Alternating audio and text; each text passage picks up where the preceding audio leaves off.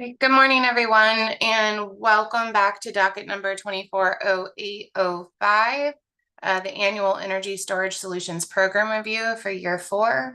My name is Chairman Marissa Gillette. I'm joined virtually today by my colleagues, Commissioner Karen and Commissioner Aconti. I welcome you to this morning's technical meeting.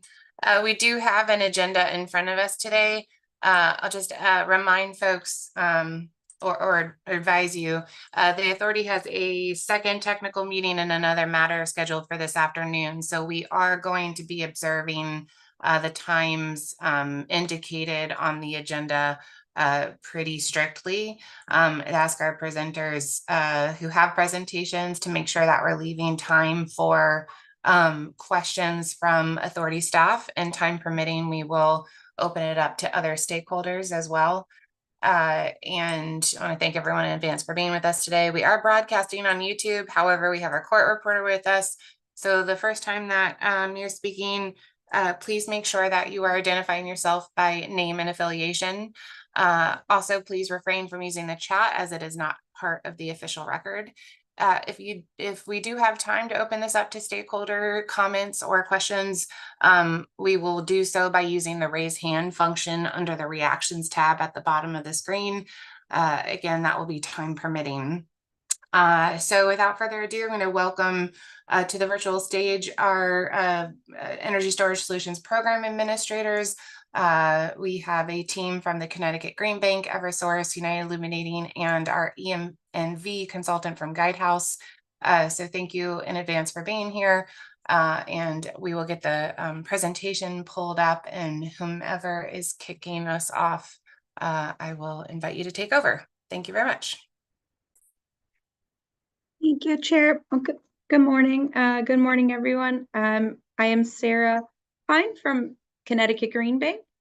Joining us today are several Green Bank employees, including Sergio Carrillo, Managing Director of Incentive Programs, Edward Kranich, Senior Manager, Brendan Smith, Manager, Matthew King, Senior Associate, Lawrence Taylor, Senior Associate, and Sarah Harari, Associate Director of Innovation and Strategic Advisor to President and CEO. Also joining us today are several program administrators, including Jen Runyon, Amy Findley, Bill O'Connor, and Robert Wellen, along with the Guidehouse team, Catherine Cleary, Nicole Fry, Tyler Only, Hannah Fuller. They will provide support on technical analysis. After the program administrator's presentation, there'll be an abbreviated separate presentation from Joe Debs on the Eversource's interconnection team regarding Order 28. And after that, Avi and Rakesh from Power Advisory will be available to answer questions regarding the solar and battery end-of-life analysis as a result of the working group. All right, next slide, please. Thank you. We have a full agenda prepared for today's presentation. Going to cover some topics that PIRA has requested or have been brought up by stakeholders in written comments. We will begin with the recommended programmatic changes. We'll then move on to passive dispatch recommendations, along with some June and July 2024 summer performance results. And then PAs will cover the final topic of residential capacity reallocation. Next slide, please. Thank you. Next slide, perfect. All right. So today, as we're reminded of the program objectives here on this slide, we'd like to set the stage and highlight the critical role that energy storage plays in creating a more resilient energy grid, and how we can focus on delivering resilience benefits to all communities, especially homeowners in environmental justice areas or experiencing economic hardships. Energy storage systems provide grid benefits. These benefits include peak shaving, helping to manage demand during high use periods, and delivering ancillary services that stabilize the grid. Resilience is also a benefit. When we talk about resilience, we mean the ability for homeowners to maintain power during outages or disruptions, ensuring that homes continue to have access to electricity when they need it the most. Energy storage provides security and peace of mind to communities that need it the most, and it's our goal to support this statewide. Now, without further delay, we will pass this over to Ed Kranich to go through some of the programmatic changes as recommended in Order 3. Thank you. Next slide, please. All right. Oh, got an echo. Okay, I think we're okay there. Thank you. Thank you, Sarah. So here's an overview of the program changes that we'll provide today. So note that these were all described in greater detail in a document that the program admins filed in the August 1st filing. Some of these are a little bit more detailed. Some of them are rather straightforward. So in the interest of time, we may skip over a few of these or spend less time on them. But please feel free to flag anything along the way for questions, and we'll be happy to discuss. So we're going to start with the application process working group changes. So everything that needed to be changed in the program manual as a result of the application process working group. Then we'll get into customer eligibility changes, and then finally some incentive calculation and disbursement changes. Next slide, please. All right, so first here are some changes that we made as a result of the application process working group, which PIRA established in its decision last year in 2023. And this application process working group ran earlier this year to solicit feedback from stakeholders on improvements to the contractor, customer, and equipment enrollment processes. Some of these changes were implemented right away, or some of the changes that came out of the working group were implemented right away, and others, which we're presenting here, needed revisions to the program manual first. So first up is the contractor and TPO applications. Again, this is kind of one of those little bit simpler ones, but based on the feedback from applicants and based on our staff's experience with reviewing these applications, we had some changes which were, pretty simple, but they cut down quite a bit on back and forth emails and questions. So first, we just replaced a couple of the items in the application, like the technical capability is really just with a company summary because we don't require any significant experience in storage in order to become eligible. Next, we revised some of the information around the bank reference letter, just again, cut down on some back and forth there. We removed a request for additional licenses, education and training, and some of the detailed documentation requirements for subcontractors. Again, we're kind of leaning on what the Green Bank and what the program admins should be focused on, which is enrolling customers and obtaining the information that we need to enroll customers and enroll contractors. So, we're not DCP, we're not DAS, we don't manage the licensing, but we do, of course, track it. So we just wanted to make sure that we were getting the right information without being overly onerous on contractors. And then finally, I think probably one of the biggest ones is paring down the requirements for sales contracts and leases for energy storage systems. So we pared it down a little bit. And again, this is all detailed a little bit greater in the filing from August 1st. But the intent here was to not put too many requirements on contractors to submit certain, excessive information in ways that we don't need it necessarily to process an application. So we just kind of want to bring in what we need to bring in order to process an upfront enrollment and not necessarily get into consumer protections because that's not our wheelhouse. Next slide, please. So on the new customer enrollment process, this was a big change to the application flow, and we're still working on it within our estimated time frame that we filed back in the application process working group report, which was from March. But we're still working through getting some of the data files and the data sharing set up so that we can import this data into our Salesforce platform and kind of speed up and streamline the process of enrolling new applicants in the program. So in short, what we want to do is leverage data and information about systems that the EDCs already have as part of the interconnection process with as a way to avoid having applicants fill out duplicative information. Next slide, please.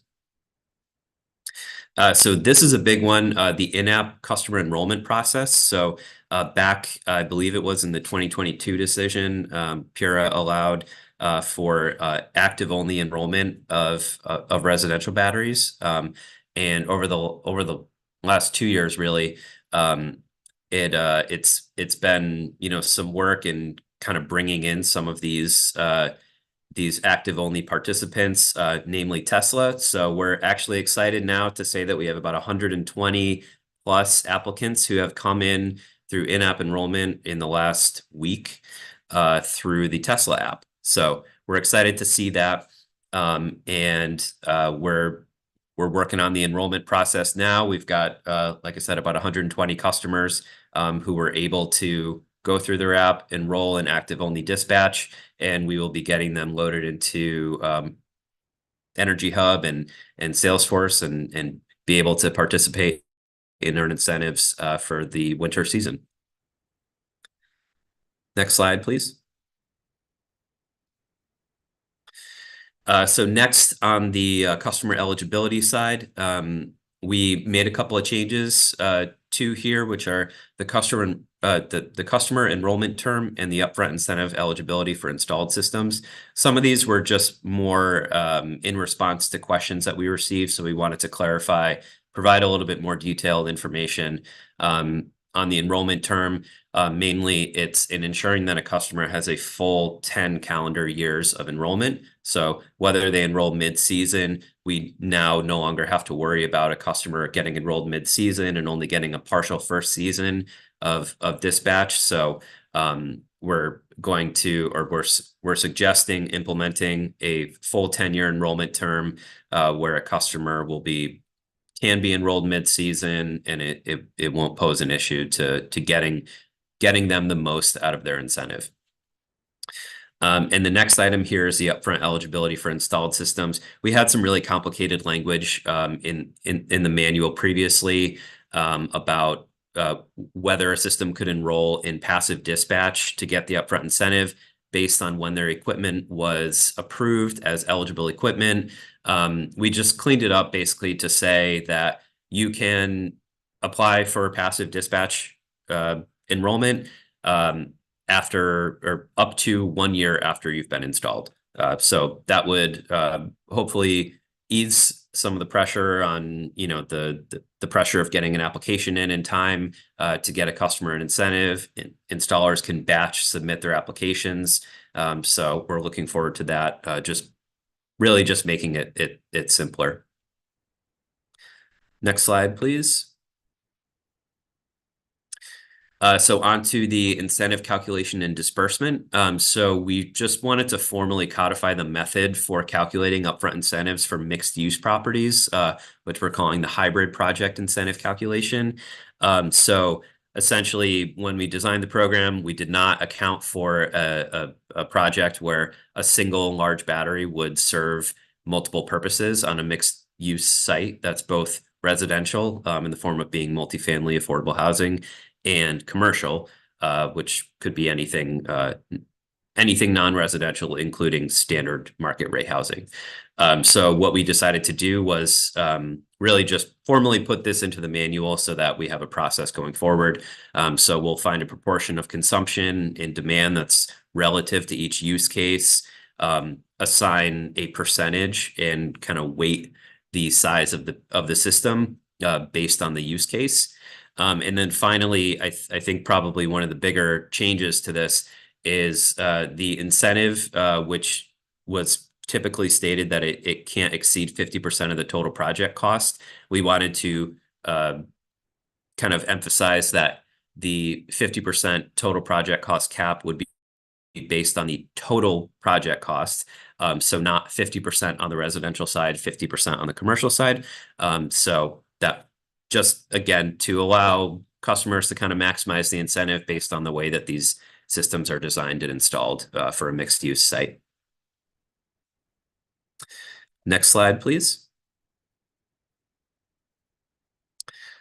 So continuing on the incentive calculation and disbursement. So there's two items here. One on capacity rights. We made a recommendation to allow for some of those early tranche one customers who received capacity rights for being priority customers, to give them the ability to actually exchange those capacity rights back in exchange for a 25% adder. So going forward, I think it began in 2023. We took away the ability for customers, for priority customers, to participate in forward capacity markets. But it did leave the grandfathered customers the ability to keep their capacity rights. We never made any specification as to whether they could opt to just return those rights and get an upfront incentive adder instead. So we are making that recommendation that we can formally allow that. Next, on replacing fossil fuel generators, this was something that just needed to be bolstered in our manual. We have had since the very beginning of the program an upfront incentive adder, a 25% adder for commercial customers who are replacing a fossil fuel generator. So what we decided to do was add in a little bit more information since we started actually getting customers using that adder, to propose that the customers must submit a decommissioning plan to just really list the details of what the generator is. Is it comparable in size? And we want to require that it is comparable in size to the proposed battery, so that a customer can't just dispose of a $1,000 small generator and obtain this massive incentive adder for a large battery. Also make sure that the fossil fuel generator is taken offline, fully decommissioned, and cannot be sold or redeployed elsewhere. So again, allowing for that adder to be used in a more responsible way, so that we're making sure that a customer is not just selling in an old generator, or keeping it and redeploying it elsewhere. Next slide, please.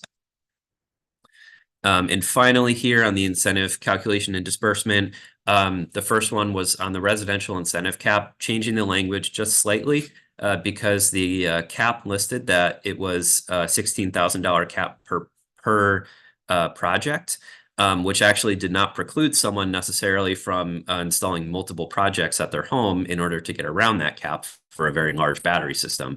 That's, of course, not really in the spirit of the program to have someone with a 500 kilowatt hour battery backup at their home to get such a large incentive.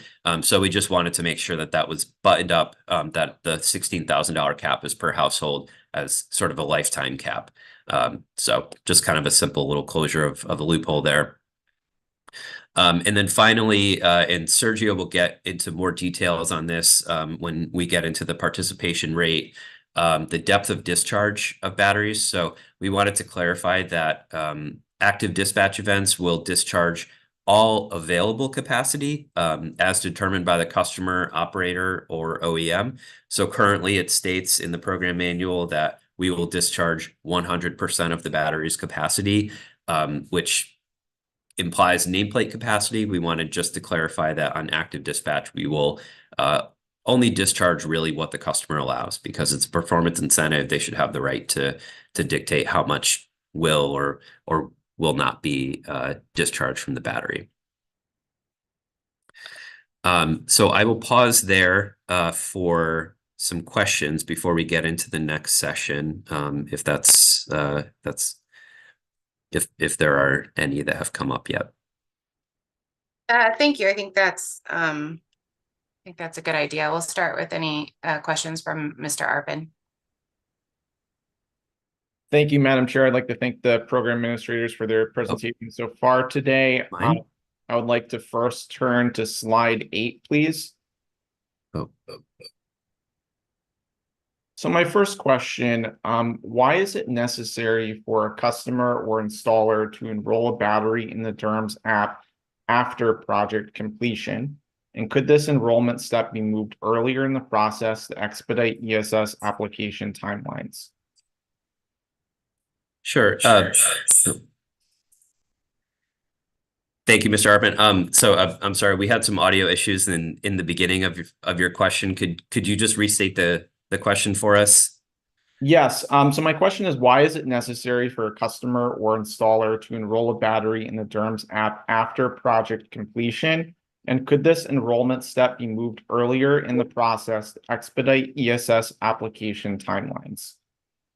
Sure. So in the current method of enrolling a battery, so it's going to depend on whether the customer is doing passive and active or if they're just doing active only. So right now for a standard customer, which accounts for almost everyone in the program to date, a passive and active enrolled customer, the installer will commission the battery at completion. So at the completion of the installation, like at the customer's home, or at the installation site, they'll commission the battery through whatever manner the OEM has them do it, which is typically either on a website or an app. And they type in a serial number and make the internet connection. So that's something that we really can't get around.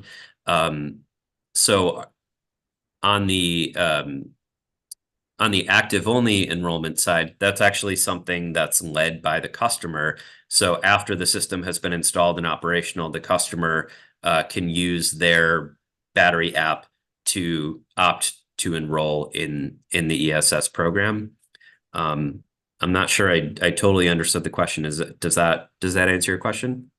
Or actually, I think I think that Jen might have a comment. I can add a little bit of color to that for Mr. Arpin. Once the battery is enrolled in the DERMS and accepted, that's when we start calling on it. So we can't have it be in the DERMS and accepted until it's fully commissioned and online. Okay, that makes sense. Thank you for that response. So now my next question, could we please turn to slide 10?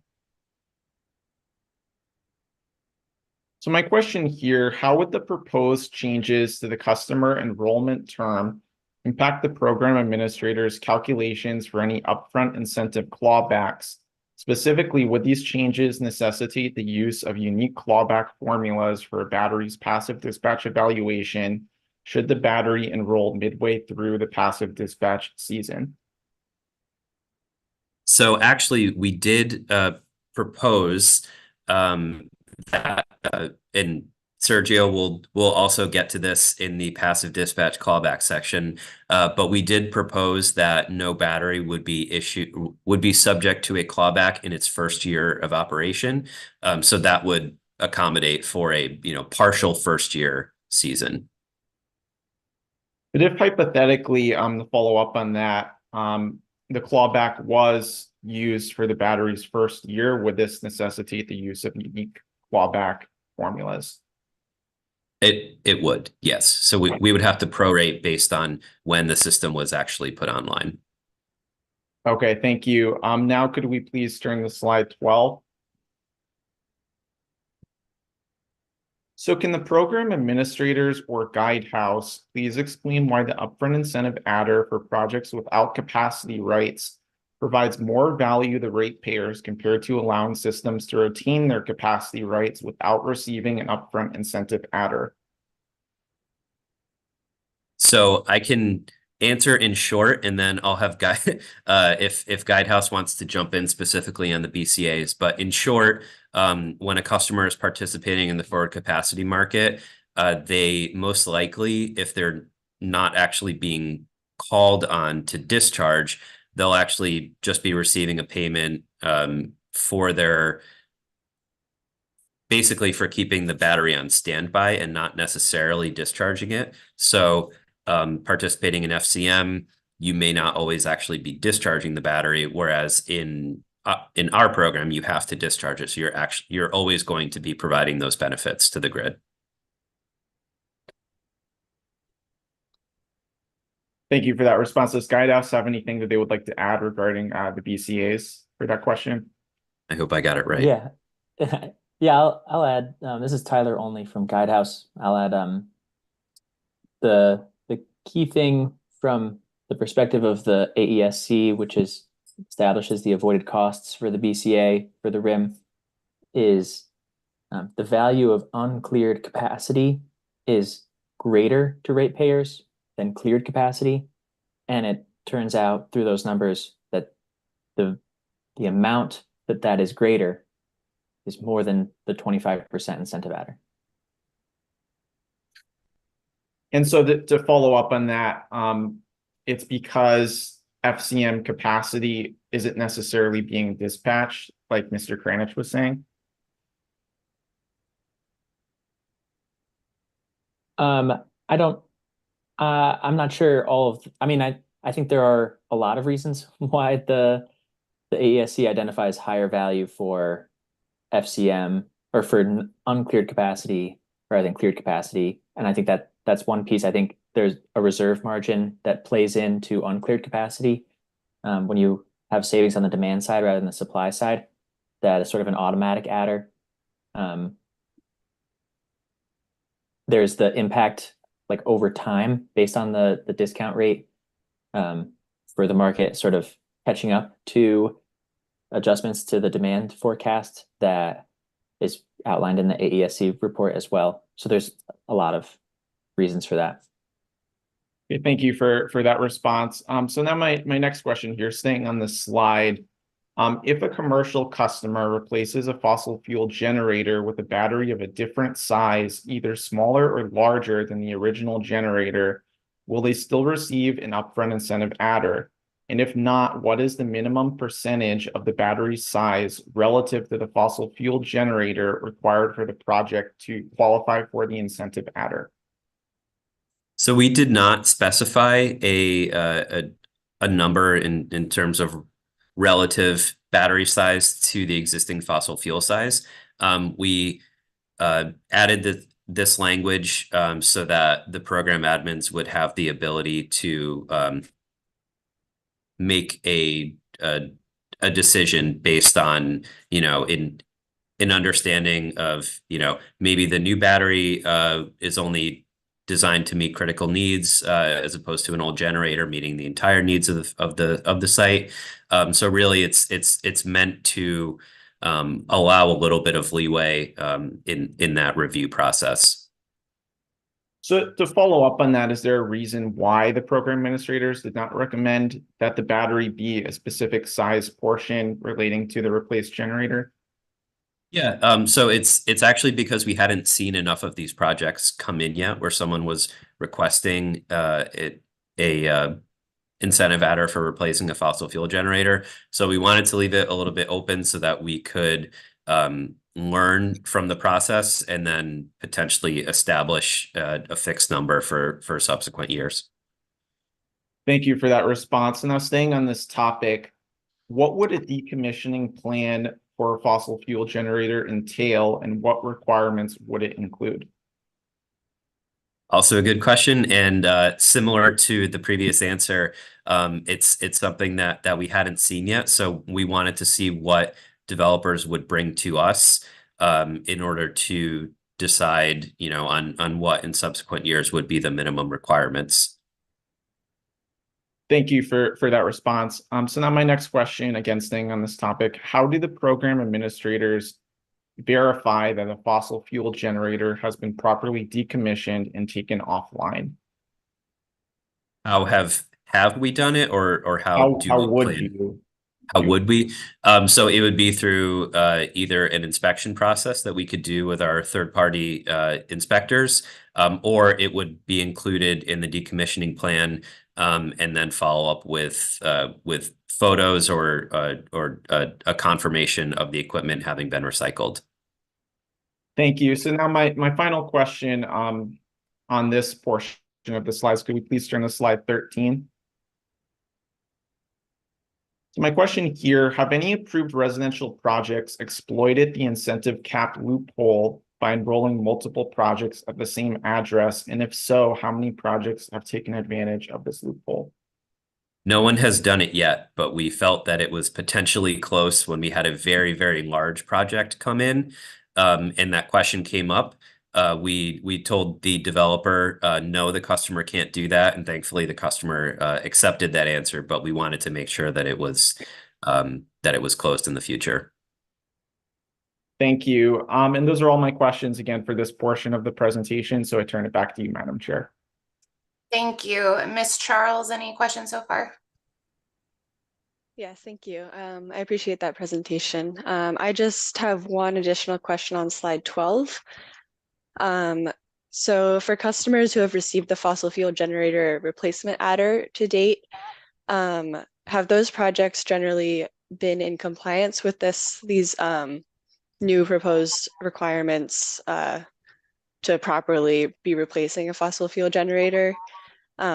Recognizing that maybe these requirements are still under development, but do the program administrators have insight into whether those projects have been properly replacing a generator to date?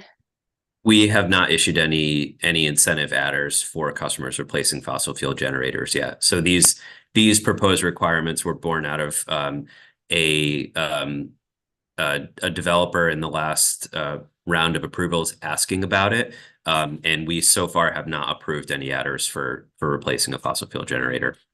Okay, understood. Thank you. And that's all my questions on this section. Great, thank you. And we can continue with the presentation, please.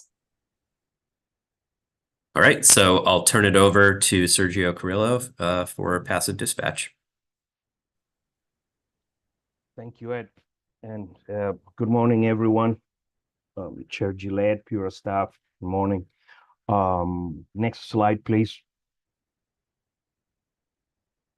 All right, so one of the aspects of the ESS program that we believe needs to be revisited and adjusted is the passive dispatch, but specifically the way that compliance with the passive dispatch requirements is determined.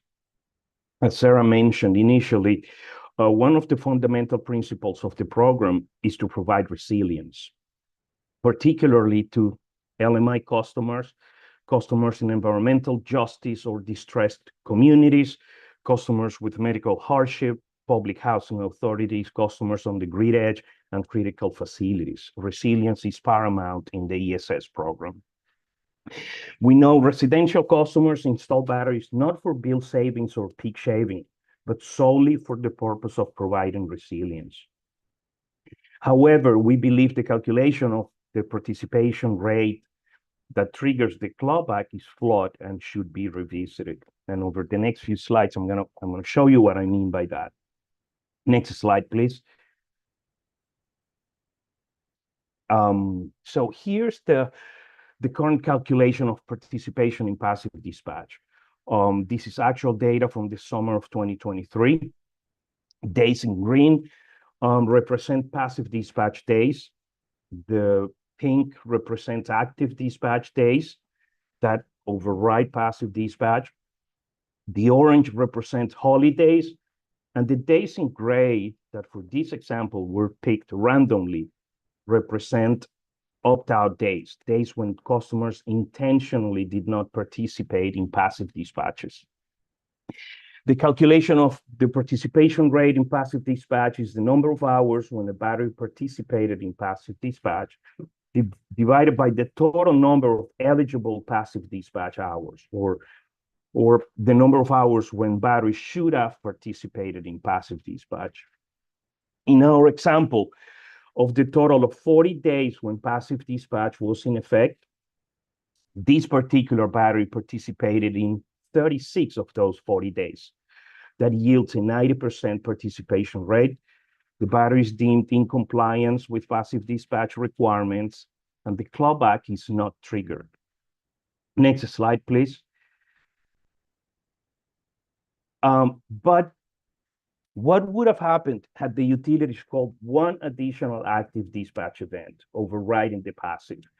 In our example, you may not notice, but I turned June 30th into pink. Because active dispatch cancels passive dispatch, then there would have been only 39 eligible passive dispatch days compared to 40 as in the previous slide. The calculation of the participation rate in passive dispatch in this case would have been 89%. In this case, the battery is in non-compliance, the clawback would have been triggered. And what is important here to note is that the customer or the battery did not do anything differently. It was just the utilities that caught one additional active dispatch event, and the utilities can call between 30 and 60 active dispatch events any summer. So the calculation is sensitive to the number of passive dispatch days. So let's see into what happened in the summer of 2023. Next slide, please. So what we observed after the EM&V report was completed by Guidehouse was that a large proportion of batteries had not participated in multiple passive dispatch days. Just for illustration purposes, we randomly chose 14 additional days when batteries did not perform or did not participate in passive dispatch. Again, this, as I mentioned, this was a common occurrence in the summer of 2023. In our example, the calculation of the participation rate now yields a dismal 55%. It is only 22 days times 5 hours. It's only 110 hours out of 200 passive dispatch hours. The resulting participation rate is 55%. Obviously, the clawback mechanism would have been triggered. And here is where we determine that program objectives and program implementation are in conflict. On one hand, we're providing upfront incentives to encourage residential adoption, which, as we said before, is aimed at providing resiliency and nothing else. But on the other hand, we're penalizing residential batteries for providing that resiliency. Because when a battery enters backup mode triggered by an anticipated weather event and does not participate in active or passive dispatch, the battery is doing just that, it's providing resiliency to the home. Next slide, please. So a closer look at the summer of 2023 data shows that a large portion of those missed passive dispatch events, now I'm representing them just for illustration purposes in the light blue, were due to default resilience settings. Every battery manufacturer calls them differently. It's a storm guard, some sort of storm related name. And for that reason, we are proposing that the participation calculation be grounded in programmatic objectives. Our proposal is a formula that rewards batteries for delivering grid benefits, yes, participating in active and passive dispatch events, but also incorporates resilience with the inclusion of what we're calling resilience events. It's all those hours where there was an anticipated weather event that set the battery on backup mode and did not allow to participate in active or passive. Next slide, please. So just to reiterate what I just said, the formula rewards batteries for delivering grid benefits by participating in passive and active dispatch events, and also incorporates resilience. I don't know if you want to stop here, ask some questions, or should we move on? And I would pass it over to Ed Kranich to go through other passive programmatic recommendations. Great question. We can stop here for questions. Mr. Arpin, any questions on those additional 7 slides? Yes, I just have 2 questions. So my first question, staying on slide 20, how will the program administrators define participation in active events in the proposed formula? For example, will there be a minimum battery discharge threshold, or will the battery receive full credit for the active event hour included in the passive dispatch clawback calculations, regardless of the amount of energy discharged? Yes, I think the idea is to take into account all hours in active dispatch as part of the calculation. To follow up on that, Mr. Carrillo, so for example, if the battery only discharged 10% of its capacity during the active event, would it still receive full credit for the active event hour in this proposed formula? I think the thought is that as long as we are meeting that requirement that it's discharging the entire available capacity, then you would count as participation. Yes. Okay, thank And you. what we've had, Mr. Arpin, by the way, so we've realized that not all batteries get 100% charged at the beginning of an event, right? Sometimes for whatever reason, battery may be 70, 80% charged by the time the passive or active dispatch events start. And that's what we're thinking, that it should be counting as we're going to use all the available capacity as Mr. Kranich mentioned before. Thank you for that clarification, Mr. Carrillo. So now my last question, again, staying on this slide. So to clarify, in the program administrator's proposed clawback formula for passive events, must the battery discharge its entire available capacity during the passive event window to receive credit for the passive event? So in other words, if a battery discharges less than the required amount, would it be ineligible for any partial credit through the proposed formula?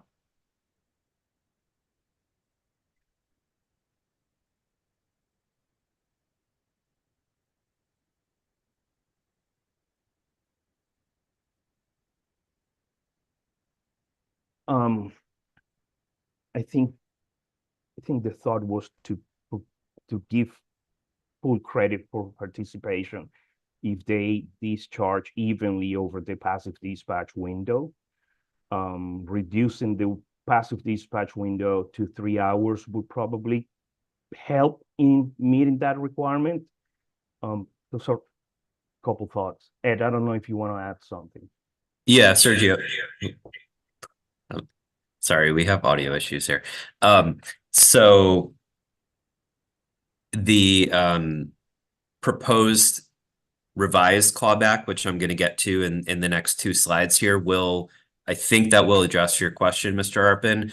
But I think to answer your question right now, if a customer is found to be out of compliance with passive, which is for the entire season, if they did not participate in 90% of events, doing an average of 80% discharge, then they are completely out of compliance, which would trigger the full clawback. So that's what we wanted to address in the revised clawback calculation, which we'll get into in the next 3 slides. Thank you for that response. So just to clarify, so hypothetically, there was a passive event window and the battery had 80% available capacity, and let's say it discharged 60% available capacity evenly instead of 80%, would it receive no credit for the passive event in this proposed participation formula? In its current form, yes, that's correct, that it would not receive credit. And Sergio, can you answer that on the as to whether this new calculation would or would not give credit to the customer? Yeah, the thought is that it would credit customers for participating in passive dispatch, even if they discharge a portion of the available capacity. And the credit would just be a partial credit, or would it be a full credit? It was just count as the hour. So at the end of the day, we're counting hours. So if in any hour the customer discharges or the battery discharges a portion of the battery, that would count as a participation. Okay, thank you for that response. And those are all my questions for these slides. So I turn back to you, Madam Chair. Thank you. Ms. Charles? Thank you. Yeah, a couple additional questions on this slide. So in this proposed formula, could the program administrators elaborate on the rationale behind counting participation in active events and resilience events toward compliance rather than subtracting that from the total number of passive dispatch hours in the season? So in other words, giving credit for participation in those rather than taking them out of the available hours. Yes, again, so I think, I think the thought is that as long as the battery is meeting one of the program objectives, meaning participating or providing grid benefits through the participation in active or passive dispatch, then it should be counted as participation. And as you see, the denominator is the total dispatch hours in the season. So we want to see how many of those total hours was the battery providing or meeting one of the program objectives, either providing grid benefits or resilience benefits. Thank you for that response. And then just one more question on this, and apologies if I missed it, but was there a definition for resilience events? I don't think so, but it's basically what I refer to those hours when batteries go into power mode, triggered by an anticipated weather event. Every OEM, every manufacturer calls it differently, and maybe you can help me with all the names that they receive. But again, each manufacturer calls them differently. It's a setting, it's a default setting where the battery receives a signal from a national weather service and says something's coming, go into backup mode. Those would be resilience events. And would that be the case even if an event is called, but the battery doesn't end up discharging to the home? Correct. These functionality, the resilience feature in the batteries are local. So it varies. It varies from one municipality to another. It may vary depending on the settings by the manufacturer. This is something that we probably can work with OEMs to try to standardize these, and when a resilience event or what would qualify for resilience events is something that we plan to address with the OEMs.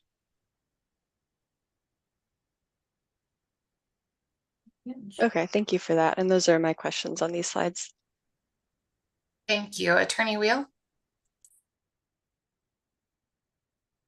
Thank you. Good morning, Tom Wheel for the Office of Consumer Counsel. Just a couple of questions. First, a follow-up. I was just wondering, does extreme heat qualify as a weather event?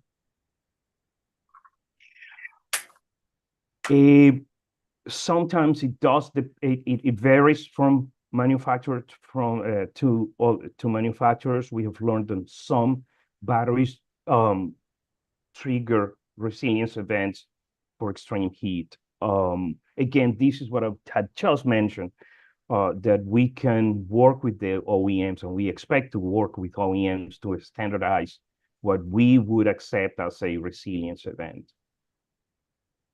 Okay. But yes.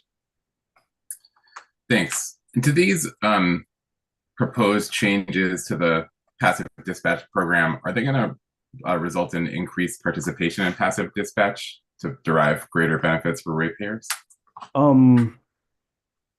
Well, we are not removing the 90% requirement, the 90% participation requirement, right? We're not we're not changing that threshold.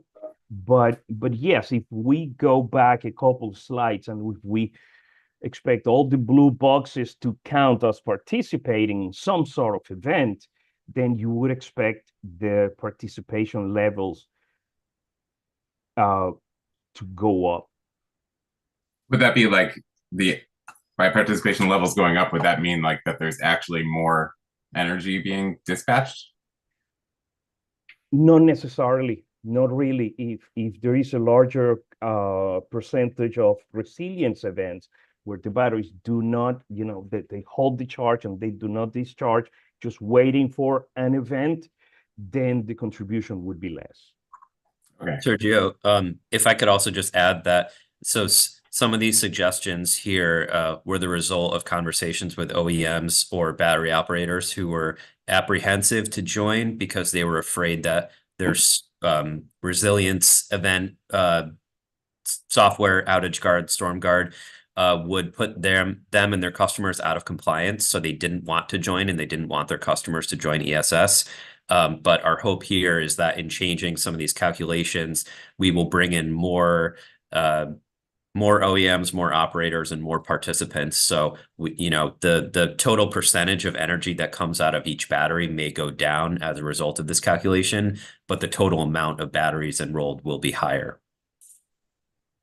Thanks. So my last question is, it seems like I recognize that the issues with the clawback mechanism. Actually, this slide made me think of this, the recommendation for a reward for event participation. Wouldn't a way to resolve this just to tie the incentive directly to passive dispatch participation rather than have an upfront that gets clawed back?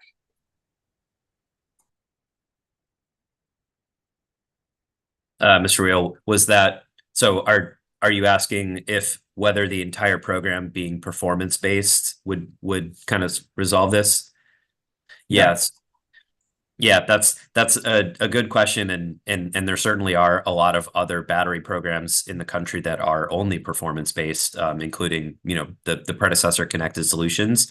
What we found is that just like with the solar adoption in 2012, getting the RCIP program off the ground, the upfront cost is the biggest barrier to folks, especially residential customers who want to do this. So getting that money upfront is a huge motivator, rather than waiting 10 years to have your payback. So that's why we really wanted to include an upfront incentive in the program design. Okay, thank you. And thanks, Madam Chair. That was my last question. Thank you, Mr. Annis. Thank you. It's a procedural question, and I sorry I jumped on a few minutes late, Chairman. If I have a series of questions, I'm not quite sure where they slot into the presentation. I just wanted to know when you would like general questions on some of these.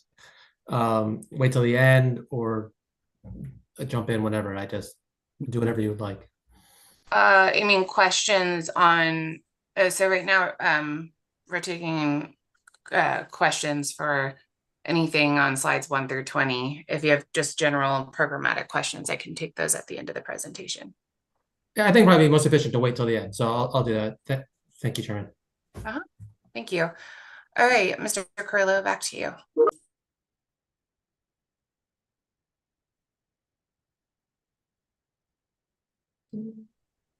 Ed, do you want to take over? Oh, yes. Back to you. Sorry. All right, thank you. So next slide here. So we just have a few more before Guidehouse. Back to the recommended performance improvements of the program.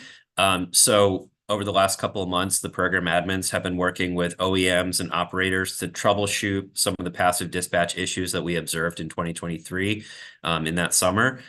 So as Sergio mentioned, a lot of discussions, and we've learned quite a bit over the last few months around these resilience settings on batteries.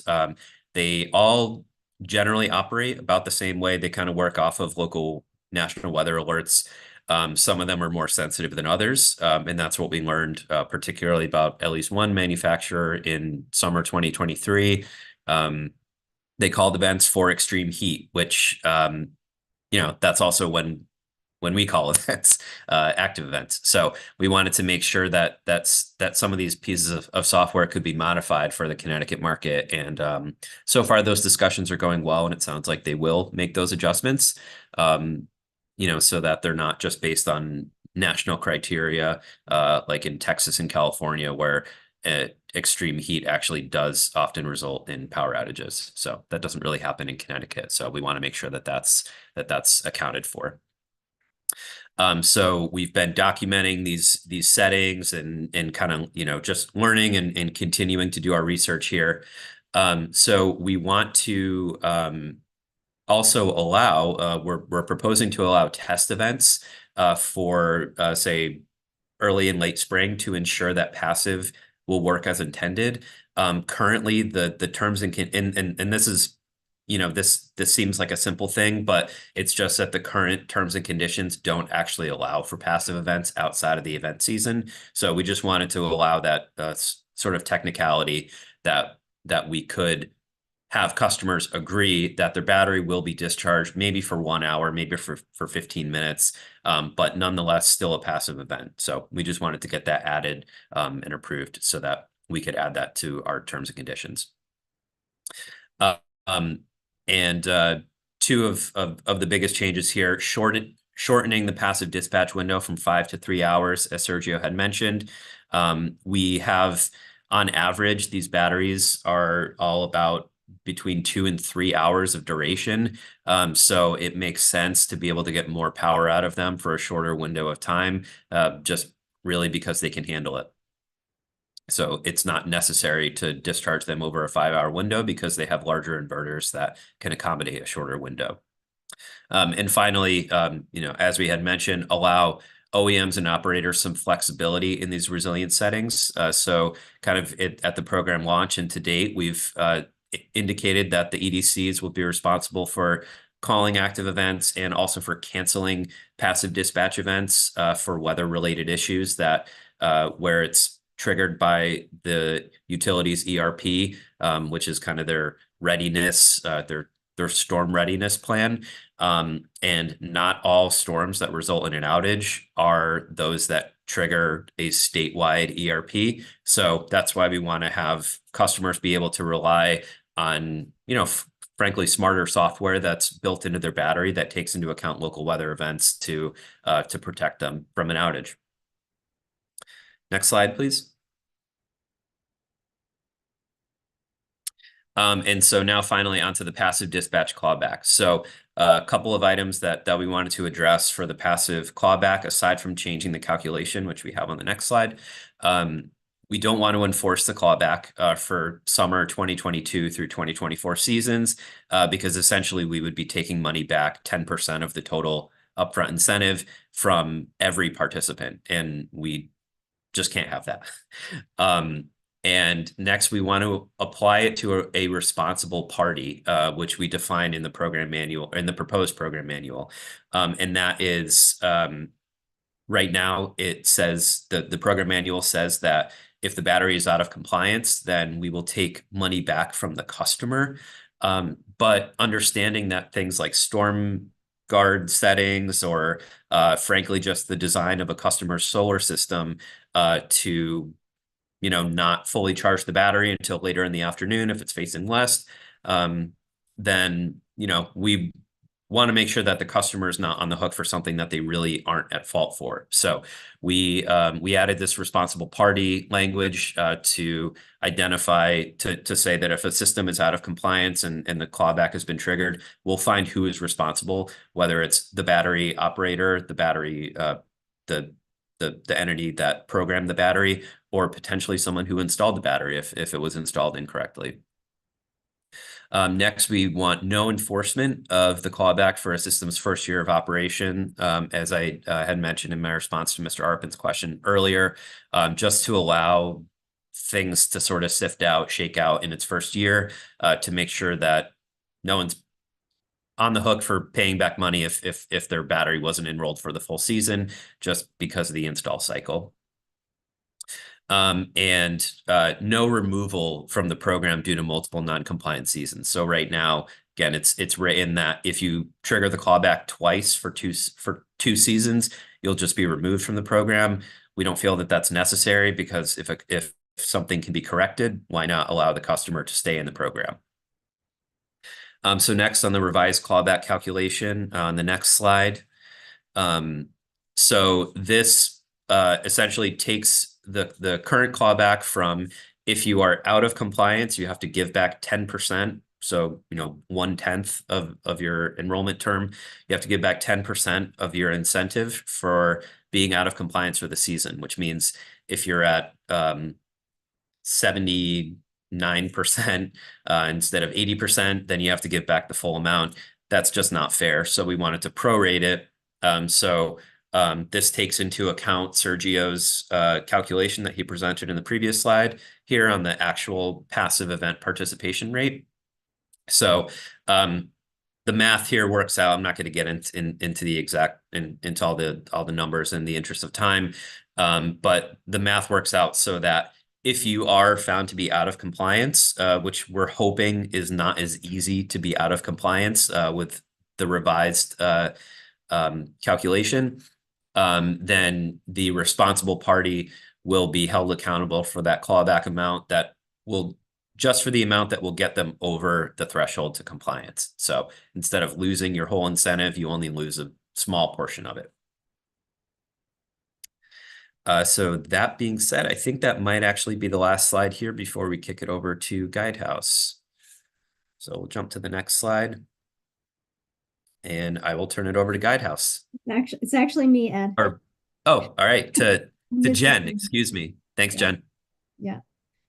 Well, great. Well, thank you very much. I am pleased to be back here today with an exciting portion of our presentation. Not that it isn't all riveting, but I'm happy to present some good news here.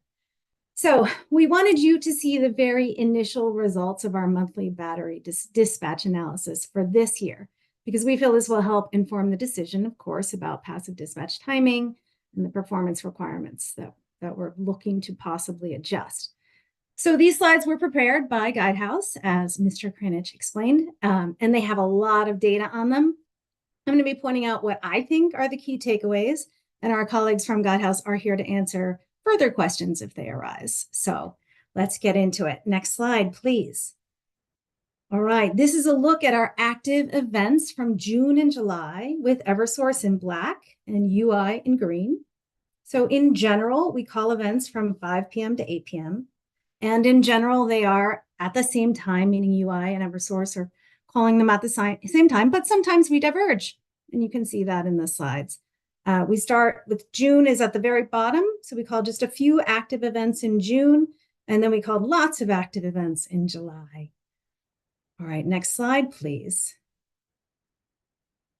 Thank you. Now we're turning to passive dispatch. So this slide is showing with numbers the participation percentage by EDC and battery partner.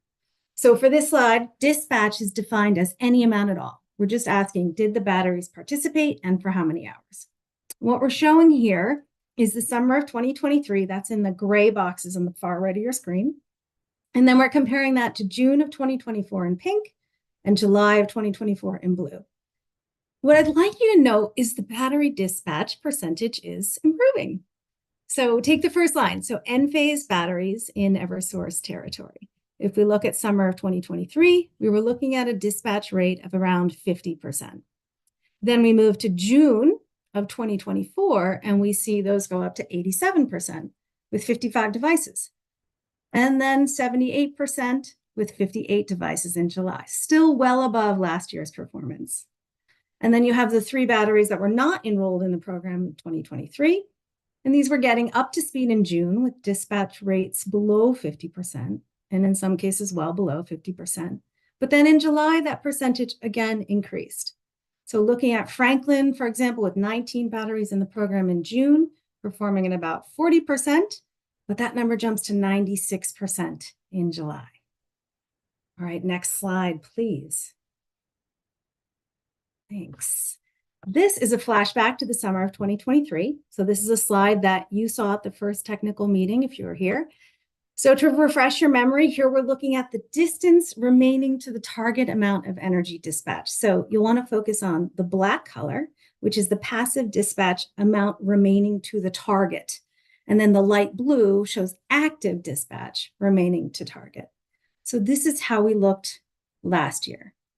All right, so keeping that metric in mind, black is the distance from target for passive, light blue is the distance from target for active. Let's look at June of 2024. Next slide, please. Okay, black and light blue, distance from the target. You can see we're getting better. Most OEMs are improving. For battery OEMs, Fortress, Franklin, and Solarc, this was the very first month they participated in passive dispatch. And again, they were getting up to speed with the program requirements and their fleets of batteries. I do want to emphasize these are draft results and they could change. It takes a lot of work for Guidehouse to put all this data together, but we really felt it was important to show at this technical meeting. So we had them kind of scramble to get it all together.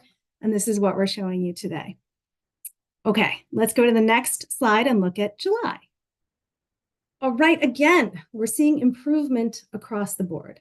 In particular, look at Franklin right in the middle, vast improvement over June. And most of the other batteries are also showing their improvements in their ability to meet the target. And again, keep in mind, these are draft results and they could change. All right, next slide. This is the last slide of my section here, but this is really the key when we're thinking about lowering the full compliance requirement from dispatching 80% of capacity, 90% of the time, to something different. So you might recall the graph on the left, it's actually kind of in the middle. This was the summer of 2023, and we were looking for that light blue color, which shows how many batteries were fully compliant in the program under the program rules. And if you see in the circled bar, that number was 0. So far in the summer of 2024, we're seeing that about 1/3 of the batteries would be considered fully compliant. When we look at a battery, again, dispatching 80% or more of available capacity for 90% of the passive dispatch hours, compared to 0 in 2023. So what does it tell us? It tells us the battery OEMs are improving in their ability to perform passive dispatch. And if we want to make changes to the compliance rule, for example, if we lowered it to say batteries need to charge 50% or discharge 50% of available capacity, maybe we split it with the customer, 50% for you, 50% for the grid. This chart is showing us that at least at this time, using these draft results, we would have over 80% of the program participants that are fully compliant in the program. That's all I have for you today. Before we turn to look at potential capacity reallocations, are there any questions? And remember, we have Guidehouse here to provide us further insight if we have any. Thank you, Mr. Onion. I actually think we have 4 more slides, is that right? Yep. The next section is capacity allocation. Okay. I actually would, I see your hand, Mr. Ennis, I apologize, but I think I actually want to get through the last 4 slides. I want to make sure that we have the full balance for questions. So if we can just keep going here. Thank you. Thank you, Madam Chair, stakeholders, peer staff. My name is Rob Whalen. I'm a program manager with United Illuminating's Smart Grids Innovation Team. I'm going to cover the slides today around residential capacity reallocation. This is a topic we've talked about in past docket years, and we're revisiting again this docket year. I don't think it's any mystery that we're kind of falling short of some of the targets that we set for capacity since the program. We're going into year 4 now. We're still not seeing, I think, the adoption rates that we had initially expected at the beginning of the program. Although I will note that now that we have Tesla in the program, we've got a lot of existing customers within our service territories that we're hoping will apply to the program, which may offset and accelerate some of those adoption rates. I still think this is something that we should strongly reconsider for the program. So we know that the first 2 tranches of commercial were rapidly, we saw a lot of applications come in for both of those. And I would say that we can provide critical resilience to residential customers by leveraging grid contributions of commercial batteries that benefit all ratepayers. So while we know residential batteries, it's going to take a lot more placement of those to have an overall significant impact to the grid.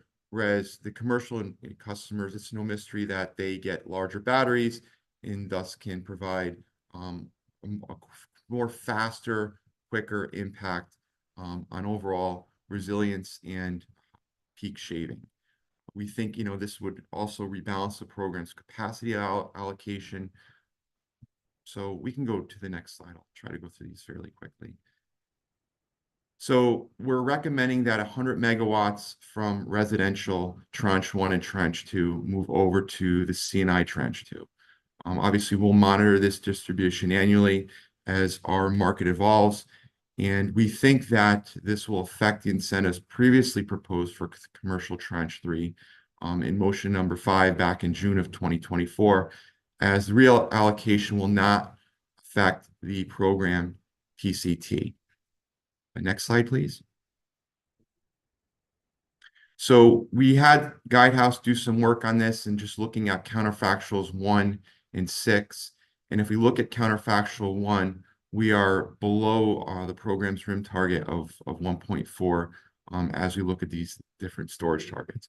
I'll just speak real quick. I think one of the risks we see associated with this, we already have an interconnection queue that's fairly filled up with commercial projects.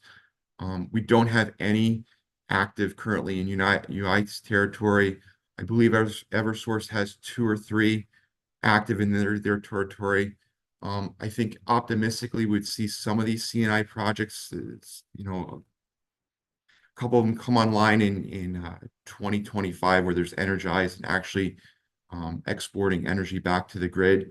But I do think that some of the work being done in the interconnection working group around, and I know Joe Debs from Eversource will speak to this further in the presentation, will help accelerate some of those projects. So may parlay some of the risk and concerns we have. Also note that, we do appreciate Deep's concerns that they raised around the revenue decoupling mechanism and some of the impact on the EDC's revenues. But I think those are really looking out extremely far into the future. And if anything, reallocating the capacity allocation in the short term, I think we'll have some lessons learned and can revisit those concerns further down the line. But again, I think the utilities overall, we do have concerns and obviously want to respect ratepayer dollars and making sure we're keeping the costs low overall, regardless of whatever clean energy programs we are talking about in particular energy storage. So with that, I think that concludes the presentation we have for today. And Madam Chair, if you'd want to take it over and go back to questions. But thank you, everybody. Appreciate it. Thank you very much. You're welcome. Appreciate that. Okay, let's start with questions from Mr. Arpin and Ms. Charles, and then I will return to Mr. Annis, who I know is in the queue. So Mr. Arpin. Thank you, Madam Chair, and I would like to thank the program administrators again for their presentation so far today. So I would like to first turn to slide 21, please. So my first question here, can the program administrators please elaborate on the proposed flexibility that would be allowed for OEMs and operators regarding resilient settings?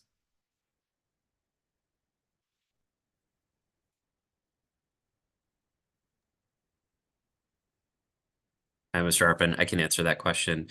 So at this point, we're still really learning and documenting the proposed the resilience settings of each OEM. But right now, we don't have concerns that any are overly restrictive because they're all in the aim of keeping the customer with power in the event of an outage.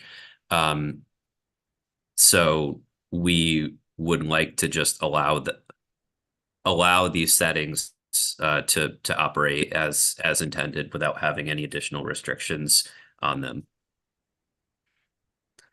Thank you for that clarification, Mr. Kranich. So staying on this slide, are the program administrators concerned that OEM severe weather settings might be too broad? I know you just mentioned that you don't think that they're too restrictive, but are you concerned that they might be too broad, potentially limiting the participation of batteries in passive dispatch events? Why or why not?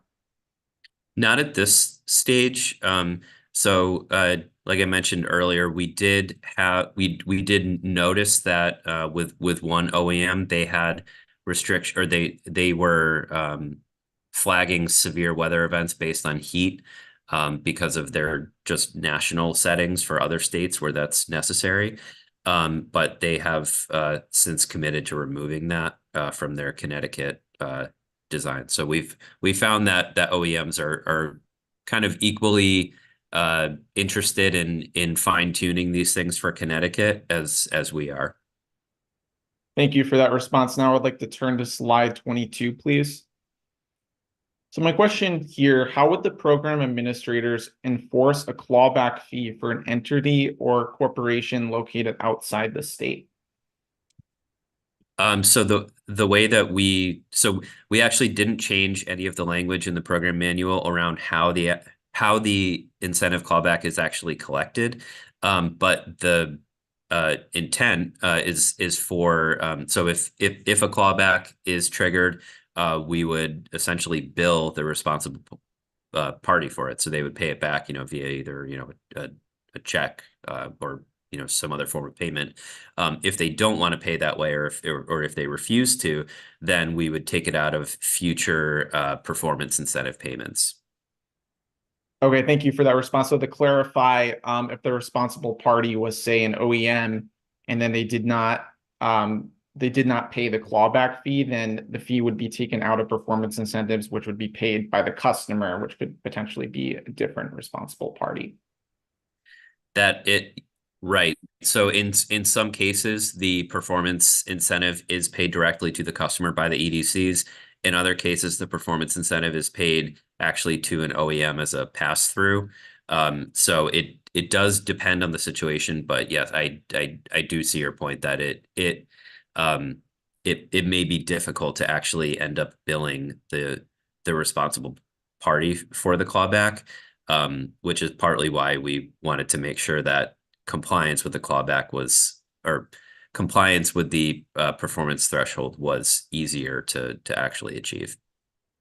Thank you. So staying on that topic, and you may have answered it partly, but how would the program administrators recover a clawback fee if the responsible entity, such as a contractor or OEM, goes out of business? Would it just be performance incentive payments as you described? So performance incentive payments are seen as the backup to a non-compliant or failure to respond to the request for the clawback. We've experienced that in other programs as well, where money is owed back. Unfortunately, sometimes it just becomes a battle, and eventually it can just become a legal battle in collecting a payment that's due. So it's really just we need to take the standard avenues of collections if needed. Thank you for that response. Now I'd like to turn to slide 26, please.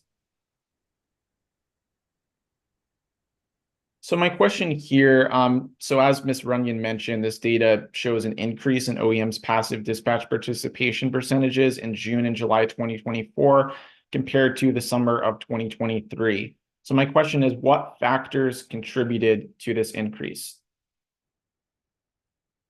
It's a great question. I think they got more familiar with the program, but I don't have any data evidence to provide you to say these are the steps they took. I think we informed all the OEMs of their own performance for 2023. They spent a little more time really paying attention to their settings, and they did better. Thank you. Does Guidehouse have anything that they would also like to add to that question?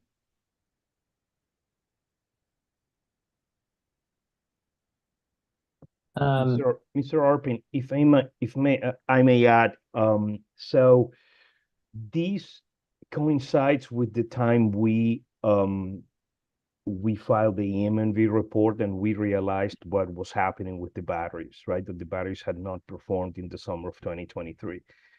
So our team engaged with the OEMs, reviewed their battery performance data, and it was by working with the OEMs one by one, meeting with them regularly and clarifying, hey, this is what is expected from your batteries. And you can see the results are very apparent from June to July. That explains a portion of that improvement. So to follow up on that response, Mr. Carrillo, so why weren't the OEMs aware of these requirements before the program administrators meeting with them? Yeah, that's a great question. I think they were all aware of the requirements. They were not aware of the performance of their batteries. But once we made them aware of the issues, they took immediate action. So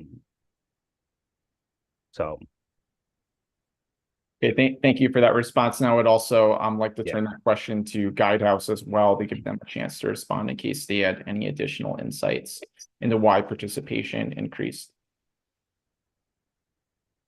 Yeah, I guess no additional insight into the why behind performance might have improved. I think there is some shift as you can see as well in the partners that were included and the number of batteries enrolled. So I think that could play a part as well. But yeah, I think the PAs, have continued discussions, and it seems like that has probably played a role in the improvement in performance. Thank you for that response. Now I'd like to turn to a different topic. Could we please turn to slide 33?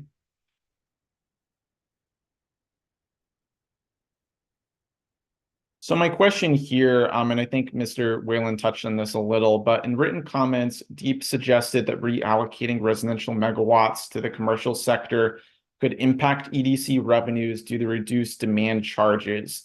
Could the EDCs or Guidehouse please comment on whether reallocating program megawatts to the commercial sector might distort EDC rates or revenues as suggested by Deep?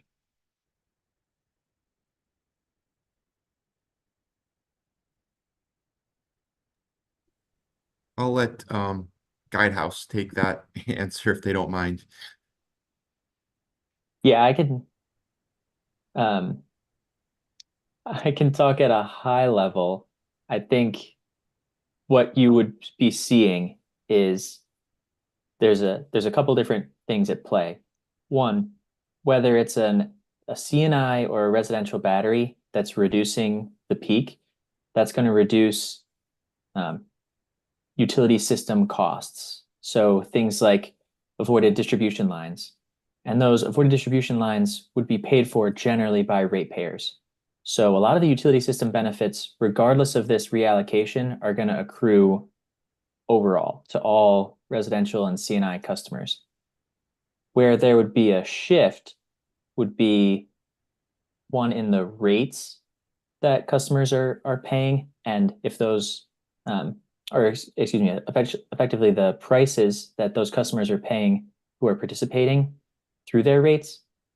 And that is to say, if a lot of CNI customers now have batteries and they are reducing their demand charges, they're performing in time of use rates and reducing their effective bills, that would count as lost utility revenue. And what you might see is that CNI ratepayers overall are now paying a little bit less because these participants are paying less in their rates. And I think that that's what is being alluded to as a potential concern. I think as far as like the actual impact on rates and to what extent we would see a cost shift from one group to the other, that's exactly what the RIM is supposed to be capturing, the impact on ratepayers as a whole. And so I think what you would expect if it was a real problem where rates would actually go up because of this program, because customers are having less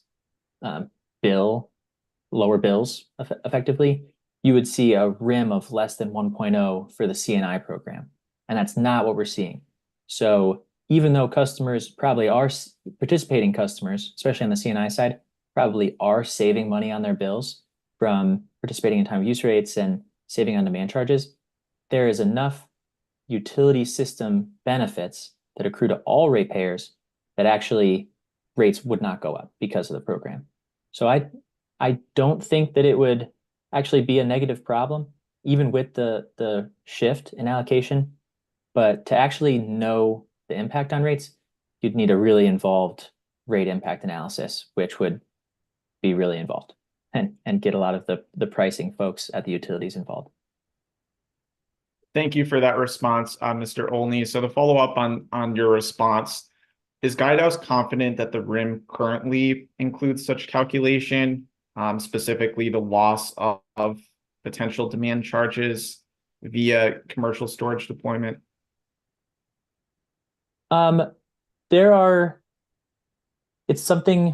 It's hard to measure the demand charges that, or not measure, but maybe hard to predict the demand charges that we would see in terms of savings for all of the CNI customers, because it's really dependent on the individual customer's load shape and how their usage varies over time.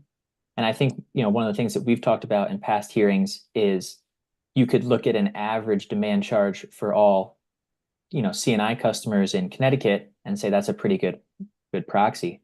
But you would actually probably expect a lot of the participants in this program have higher demand charges than average, because that's a thing that may drive them to participate.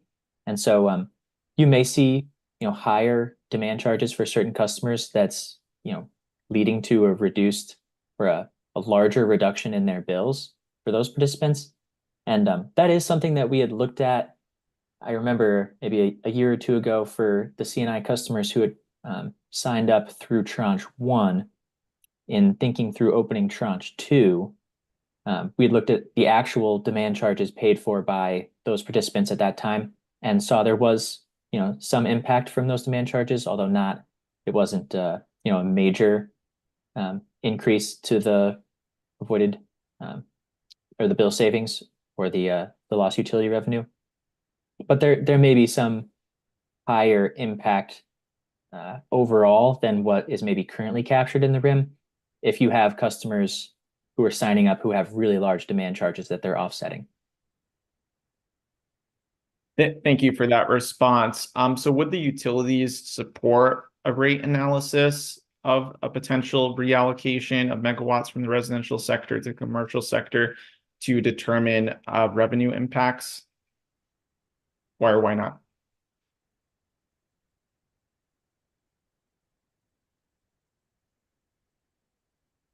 And that's directed to the EDCs. Mr. Whalen, would you like to go first? I will. I do not see any concerns or, I don't think we would be opposed to doing that, but, as Mr. Only said, we definitely have to do more in-depth analysis with our pricing group, which should, take a lot of time. And obviously there'd be a lot of assumptions we would have to put into place to look at that stuff. But I would not be opposed to going through such an exercise. Yeah, I think I would have the same response. There's no harm in doing an analysis, except that it would take quite a bit of resources, as Mr. Only alluded to. Thank you for that response. So now I just have a couple of questions left here, and they do not refer to any specific slides. So my first question, in written comments, Leapfrog proposed allowing storage aggregators to submit ESS applications on behalf of customers. Would the program administrators support this proposal specifically for active-only enrollment? Why or why not? I can speak briefly on that. Just having experienced some of our other demand response programs, in particularly around gas and electric demand response programs, working with aggregators can be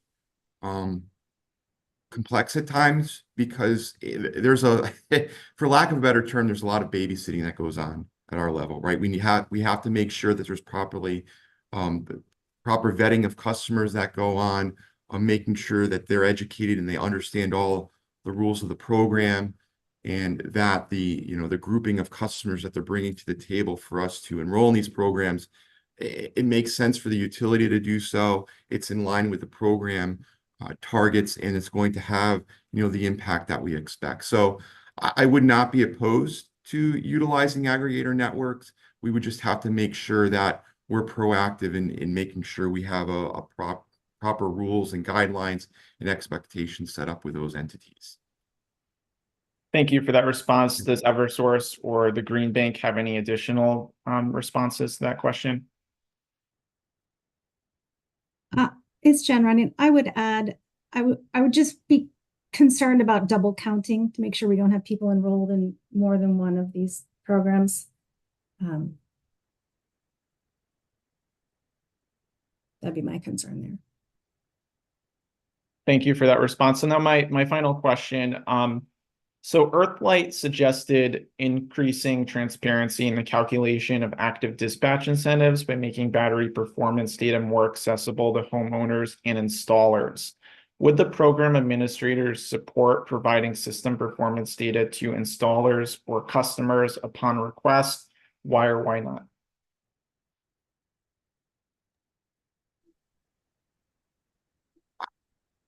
I don't see why we would have an issue doing so. As we did on the meeting today, we kind of presented the performance levels at a manufacturer. The performance data on manufacturer level, which, obviously those OEMs or could relay that to their customers, or even the contractors would. I think, we do always debate internally as a team. Do we get into the weeds? Do we call out OEMs or manufacturers? I think there is benefit in doing so, because, as Jen showed in her slides, we can see measurable improvements in the programs. We can see best performers. We can see performers that may have some work to do. So I do think there's some value, especially as contractors go out to procure different battery models that they want to sell to their customers throughout the different areas. I think that's valuable data for them in making those decisions. Thank you for that response. And those are all of my questions for this presentation. So again, I thank the program administrators for their time and presentation today, and I turn it back to you, Madam Chair. Thank you. And a couple more questions from Ms. Charles, I think. Yeah, just a couple more, thank you. If you wouldn't mind turning back to slide 21.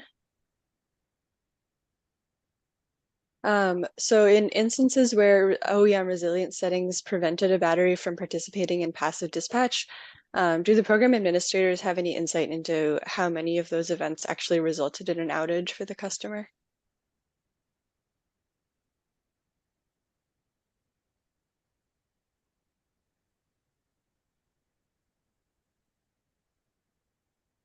This is to any of the program administrators.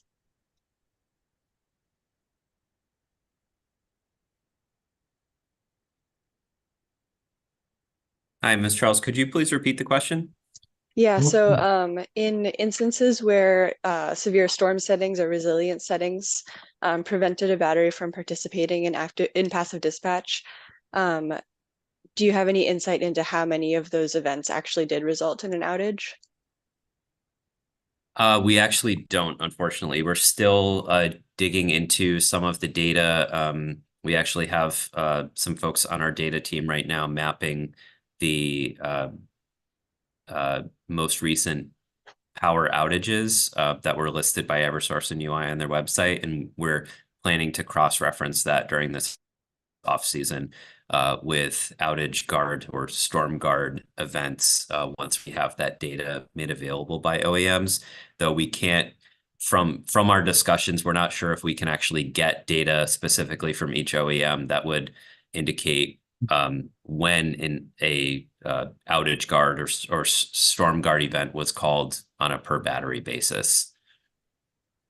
Okay, thank you for that response. And then just one question on the next slide, slide 22.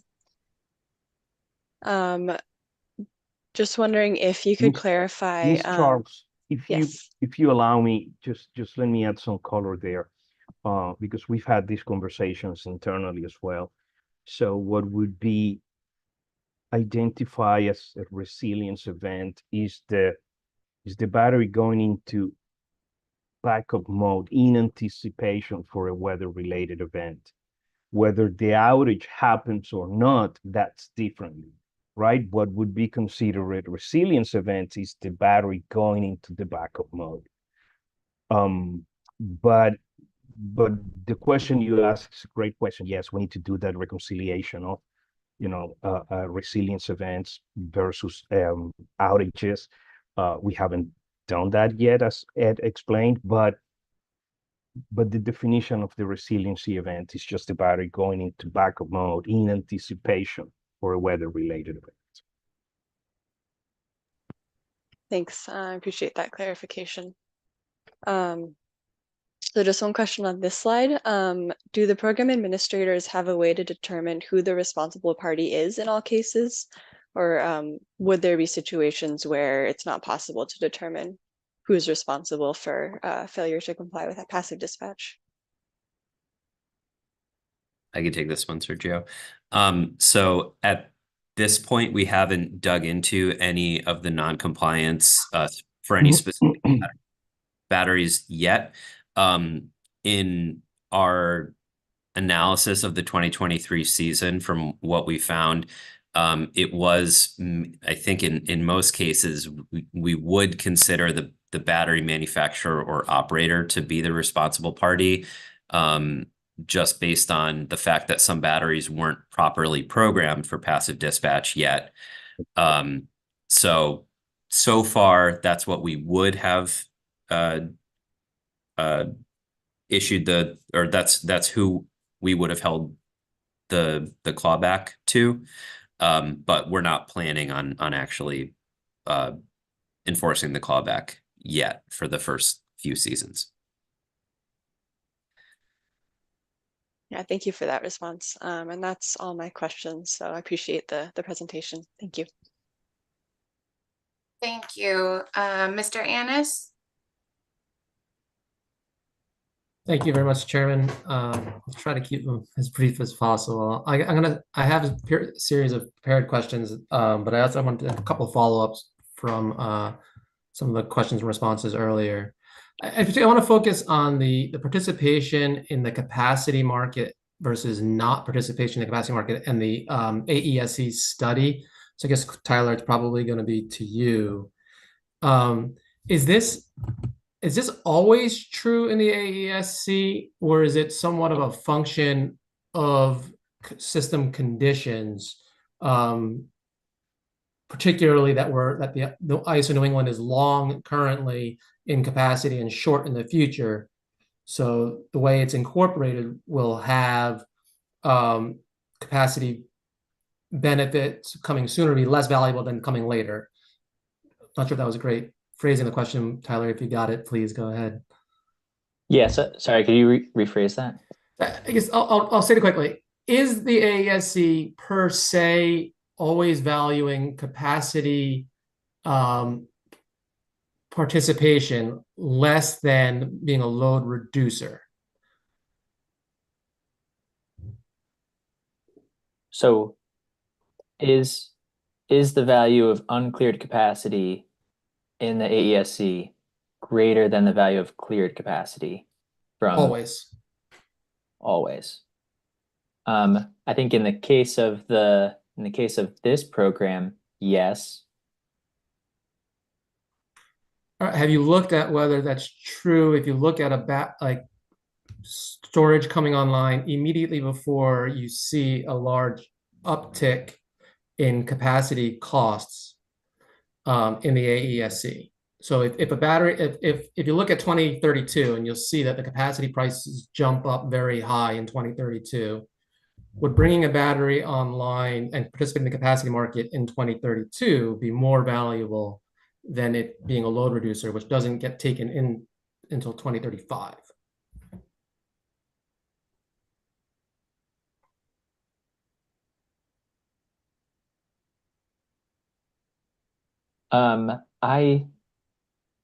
So you're asking if a battery came online in 2032, would it provide more or less value if it was cleared or uncleared?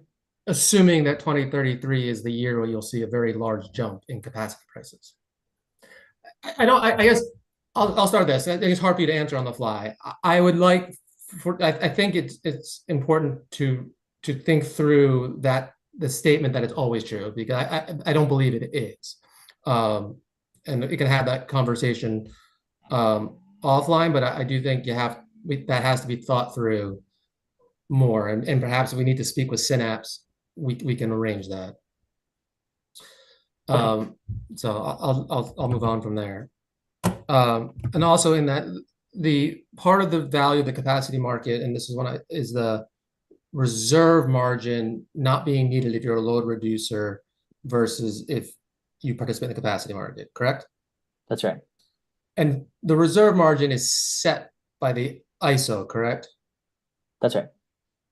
is it fair to say that ISOs throughout the nation are starting to raise capacity reserve requirements given the increased load of behind the meter load as well as increase in variable generation in general?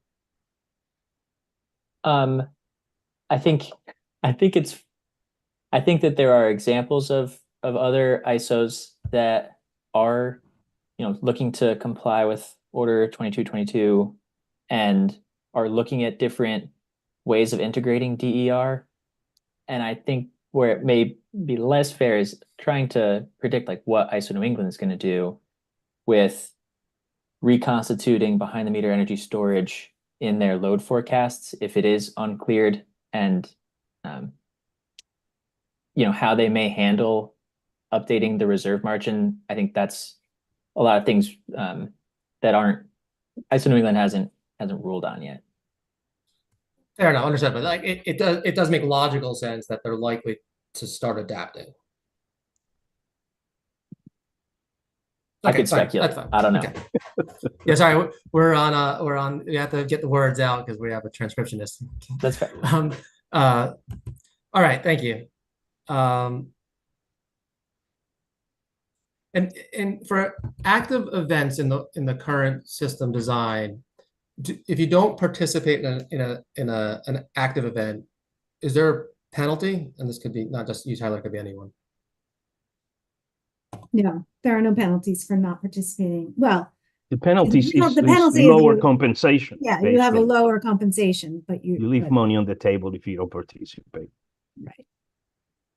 Right. So I guess getting towards the slide where you had Sergio, where you had the extra the 1-day event where you had an extra extra hot call day event versus just a passive event, and saying the percentages changed. There could be an actual change in behavior if they're not seeking the active participation money, correct?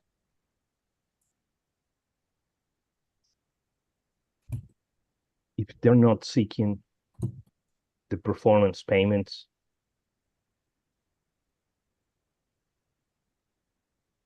yeah, I guess. I mean, the customer has the option to opt out of events anytime, active dispatch events anytime. It would be against their best interests, but yes, they can do that. And then I guess another question for Tyler as a follow-up question. Is there a way to the program rule changes for that are being proposed by the program administrators? Is there a way to how are you going to bring that into the B2C projections in the future? Yeah, so there's quite a bit of the benefit cost analysis within the CAE 12 response, which is getting to some of that passive dispatch clawback, the different options for the clawback mechanism and how that would impact incentive rates. And so that's largely looking at, when I say that, I mean incentive payments and then the associated clawbacks that could effectively reduce those incentive costs from the perspective of the BCA. And I think where maybe you were going with that question is like, how would the benefits change on the BCA based on an updated, ability for customers to be able to opt out of more passive events potentially if there are more resilience events? Is that where you're kind of going? Yes, exactly. It's just trying to understand, would you do a BCA on the minimum participation to still get full benefits, or would you not? Or would it be something else?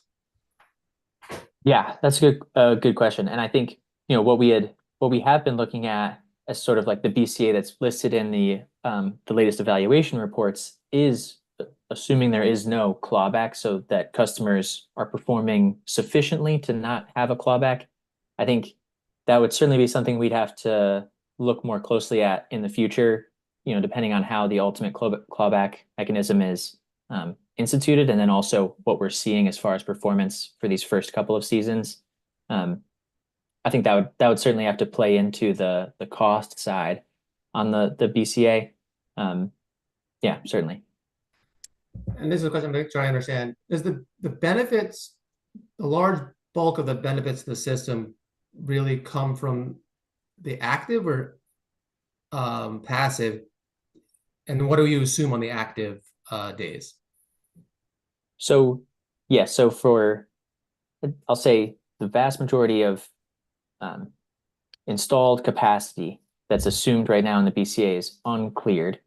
And so and this is a portion of benefits, so it really related to the avoided generation capacity costs.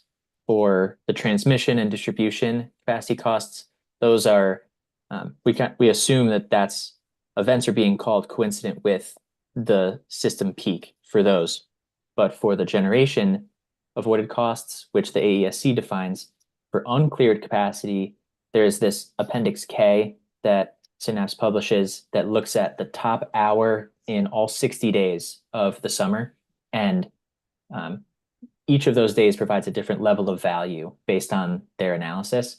And so it's driven primarily by active, to the extent that active events are called on those top days and are made to be, highly coincident. So we have a shorter event duration typically that is coincident with those peak hours. So that's driving a lot of those benefits. I think in like a nominal sense, there is, to a certain extent, if you were saying, if not for this active event, there would have been a passive event, there is some baseline aspect there if you were trying to get really like nitty gritty in the BCA. But I think for the most part, you would say those active events are driving a majority of the, coincident dispatch during those peak hours in the top, 30 to 60 days of the summer. Sorry for interrupting. I just want to flag, we need to move on in 3 minutes. So just want to insert that, please. Okay, I'll jump to, yeah, I didn't keep my promise. I want to get to counterfactual 6. And I don't tell we've discussed this offline, but can you describe quickly the differences between counterfactual 1 and counterfactual 6? Yeah, so I can speak. I know we've, as you had noted, we talked offline a little bit, and I think you have a little more background into the development by Synapse. I can speak to what Synapse reports on in their AESC report, and what they talk through is you look at effectively some forecast of demand out through time, largely aligned with ISO New England. And that forecast through time includes some level of energy efficiency, electrification, electric vehicles, behind the meter energy storage, all these different DERs. And you look at what the system-wide costs would be with those levels of DERs. And then you similarly forecast by plucking out those different DER resources and forecast out then what the cost would be without energy efficiency or without energy efficiency plus electrification, all these different combinations. And so counterfactual 1 is looking at what's the comparison of costs with and without a blend of energy efficiency, electrification, behind the meter energy storage, demand response, like basically all DERs. Counterfactual 6 is looking at just the difference with and without energy storage, behind the meter energy storage. And so, and I'll note, if you read into the study, they do look specifically at the 580 megawatts proposed within this program as the energy storage in Connecticut. So it's sort of tailored to look at this energy storage program, as I understand it. So that's where counterfactual 6 is really focused in on the impacts of energy storage specifically, whereas counterfactual 1 is looking more broadly at the impact of all DERs, or I'd say like energy efficiency measures or DERs. Okay, but it changes the load forecast as well. There's a difference in load forecast for electrification of heat pumps and the EVs. So this is where I have a little less insight into, as I understand it, there's a forecast with energy efficiency, electrification, all these items, and without, and it's the same amount in each. And that's my read, I guess, on the AESC study, is that it would be, in counterfactual 1, it excludes all electrification, excludes all energy efficiency, in counterfactual 6, it includes the impact of electrification and energy efficiency on the market. But that's sort of intentional so that you can focus in just on the impact that energy storage would have. Okay. Okay. So what counterfactual 1 does not have has a different load forecast than counterfactual 6 beyond just storage. It's electrification as well. Yeah. But there's no forced generation bills that would suppress capacity prices in either counterfactual, correct? There are the RPS requirements or REC requirements. So if you look at like, I think it's chapter 7 of the AESC, it talks through Connecticut has a requirement to be net zero electric grid by 2040, and that is included. I don't know how that manifests in new generation builds or if it's just leading to more REC purchases in their modeling. But they do account for some of those requirements for net zero generation. All right, I know I'm interrupting, but as I said at the start of the meeting, we have another technical meeting this afternoon, so I'm going to have to keep us on schedule here. So I apologize for interrupting, but let me thank everyone for your questions, answers, and presentation. Okay, so that we're going to move on to our next agenda item here, which is a presentation from Eversource on interconnection, which was order 28. So we're going to get that presentation pulled up and invite Mr. Debs to the virtual stage, please. Thank you for having me today. We'll present the same presentation I presented to the work group a few months ago. Except in the interest of time, I will skip a lot of it, but the presentation is there for your reference. Next slide, please. This is the order 28. The ask was to benchmark what other utilities were doing when it comes to interconnection of BESS systems. And that's the order, so we could move on to the next slide. One of the things when we started looking at how to benchmark, we wanted to have some methodology or a criteria on how to benchmark things rather than just read a bunch of interconnection rules, which could be tedious. So we chose the toolkit and guidance for interconnection of energy storage devices. This is a material that was based on support from the U.S. Department of Energy. So it had some good credibility and established a good criteria for interconnection guidelines for battery systems.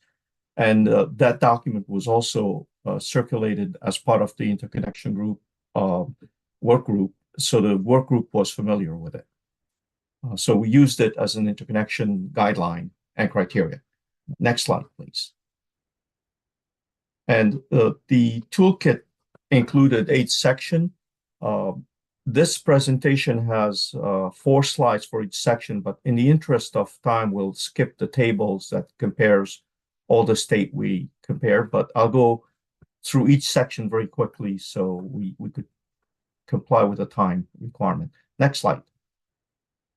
So these are the states we compared. We have Massachusetts, New Hampshire, New York, Maine, California, and we compared it to the IREC model. These are the basic criteria we use for our benchmark. Next slide, please. So the first chapter, which is actually the second chapter in the book, a bit confusing, but chapter 2, really traditionally, when we look at interconnection rules, interconnection rules are typically agnostic to technology. And so they don't really differentiate between solar and fuel cell. The requirement is a requirement. Clearly, when it comes to batteries, they act as load, so they're slightly different and really needed a separate section. So the first part that the chapter 2 required is really start including battery into the interconnection rule, and they recommend that we address certain things, including adding a bunch of definitions.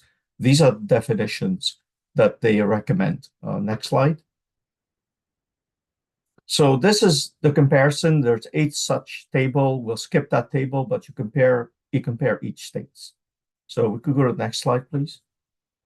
So the current status in Connecticut is we do have a glossary of term but not all terms are defined. For example, we have an operating schedule in our guidelines, but there's no defined terms for it. So this is next slide. So the recommendation really is to review with the work group, and where applicable, we should start using those same terms and definition in the guidelines. That's the first section or chapter 2 of the recommendation. Now we could move to the next one. Next slide. So this one is lack of inclusion of acceptable method that could be used for controlling export. Essentially, how do you handle export? And if we skip to the next slide, and then skip that one, please. So in Connecticut, we don't have a very specific section on export, but we have allowed export, included limited export. And you could see that we discussed this in Exhibit B in Section 2.2, in Section 4.28. It's not in a single section, so sometimes it's confusing for a reader. We do provide it, but if we go to the next slide, it's really becoming important that perhaps we add a section very specific to export and kind of expand on the guideline and make it very clear in the definition and the requirement for control systems of how we will limit or control export. So that's a recommendation, is really to review and add a section in the guideline specific to this, although currently the guideline do support it a bit disjointed in some cases. Next slide, please. This is evaluation of non or limited export systems, or essentially what operation assumption do we make when we conduct a study or evaluate an interconnection project. Next slide, please. Skip that one, please. Okay, so in Connecticut, currently, we're encouraging developer to submit an operational requirement because this is what we use to conduct our study. So if we have a 1 megawatt project that tells us they're going to charge at 500 kilowatt and they only discharge during off-peak time or during peak time, during specific time, that's what we will study.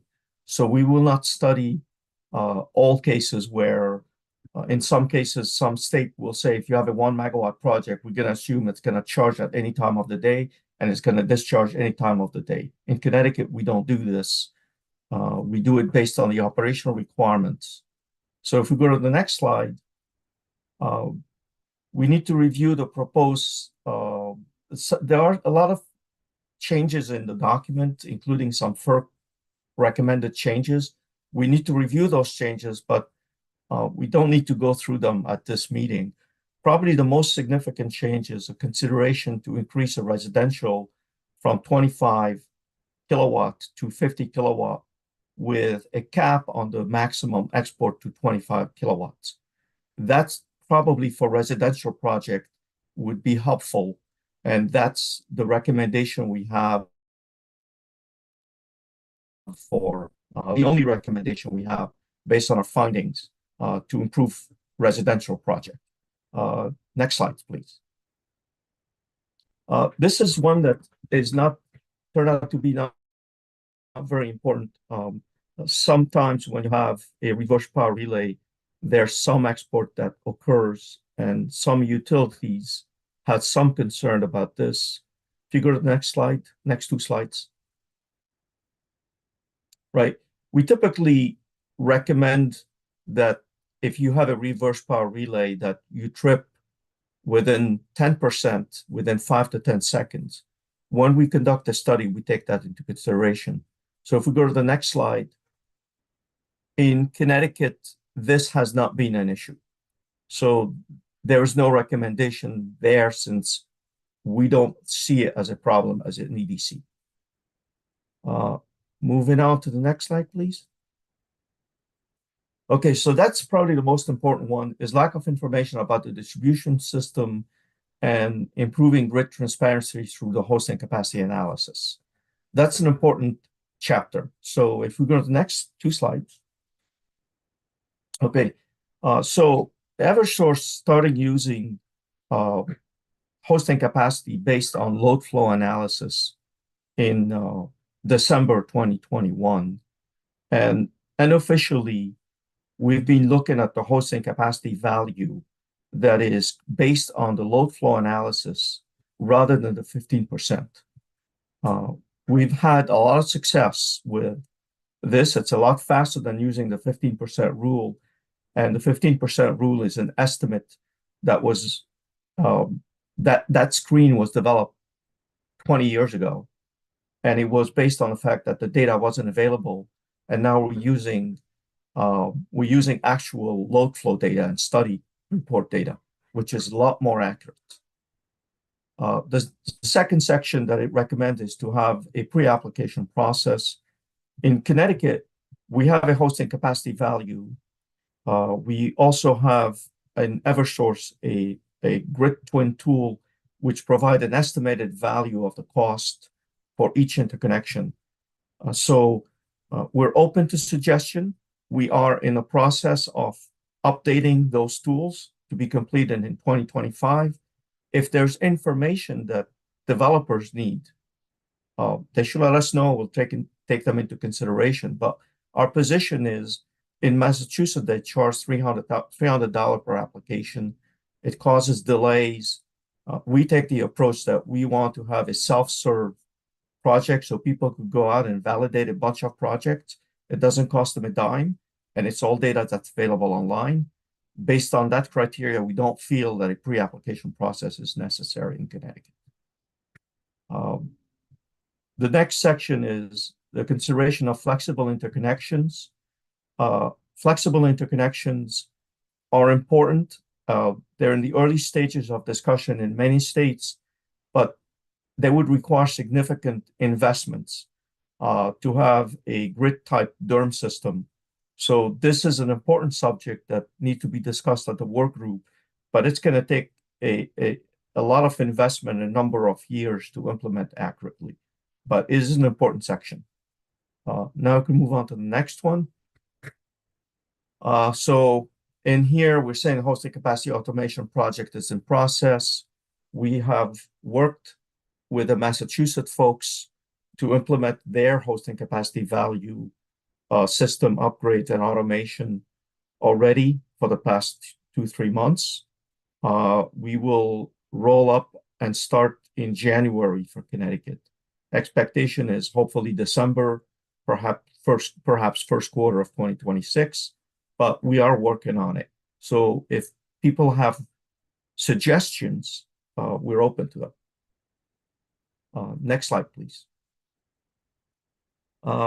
Design changes. One of the things I've learned over the years of dealing with interconnection is that design changes are unavoidable, and they're not necessarily they're part of the work, part of the process. Things change over time, and people have to make changes to ensure that their project can be installed correctly. So if we go to the next slide, skip that one too. Traditionally, we haven't really had a very specific spec section on system modifications. We kind of discuss it in a guideline, but we don't have a very specific section. We've allowed a change in interconnection nameplate rating, assuming it's down or maybe a couple kilowatt up. Like if people change an inverter, instead of being 500 kilowatt nameplate rating is 510 kilowatt, that may not make a big difference.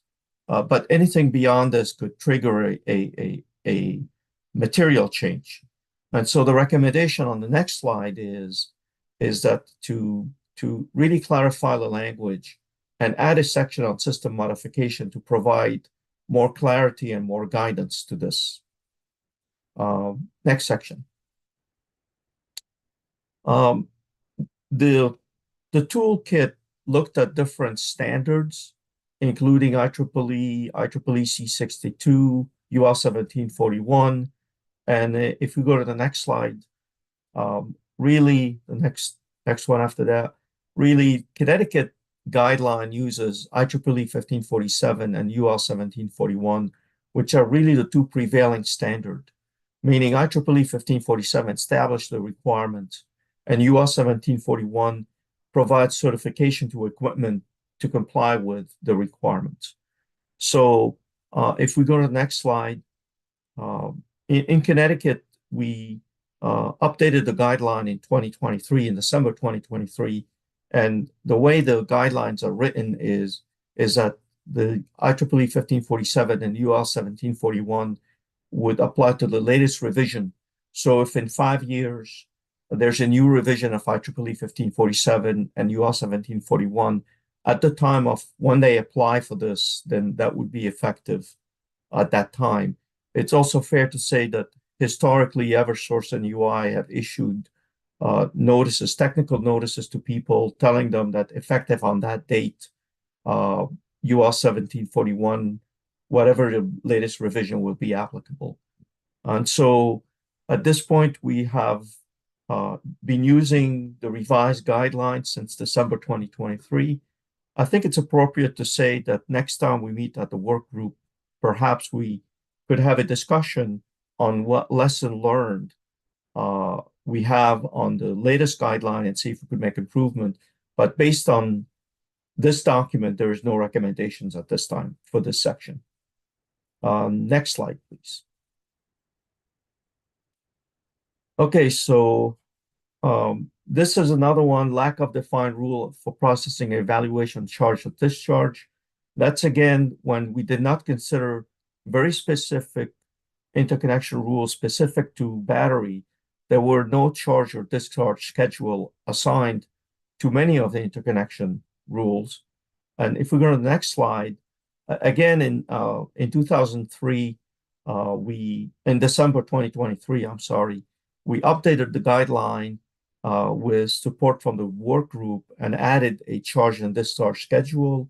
We also added a real-time automation controller, which is a device that will ensure that a generator or a battery will operate within the time frame allowed. So if you have a 2 megawatt project and it could only operate during peak time, that's when they will be allowed to operate. If they don't operate during peak time, they'll receive a signal that they're not in compliance.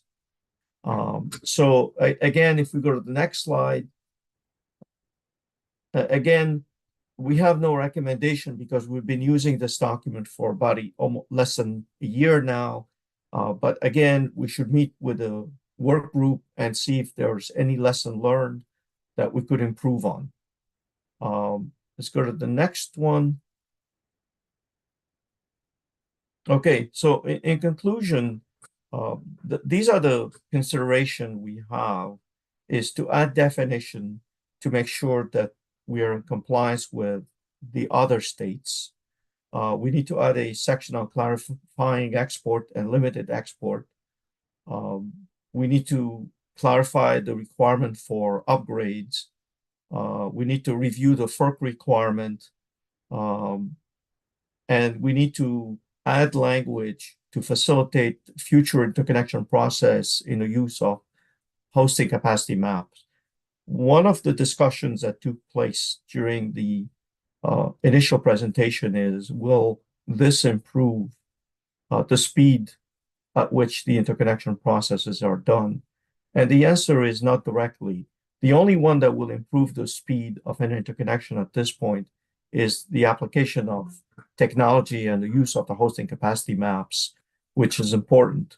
But we have to consider a few things when you consider an interconnection. There are a few rules that you apply quickly to determine if an interconnection will take a long time or if it can be processed quickly under the fast track process. The rules are fairly simple.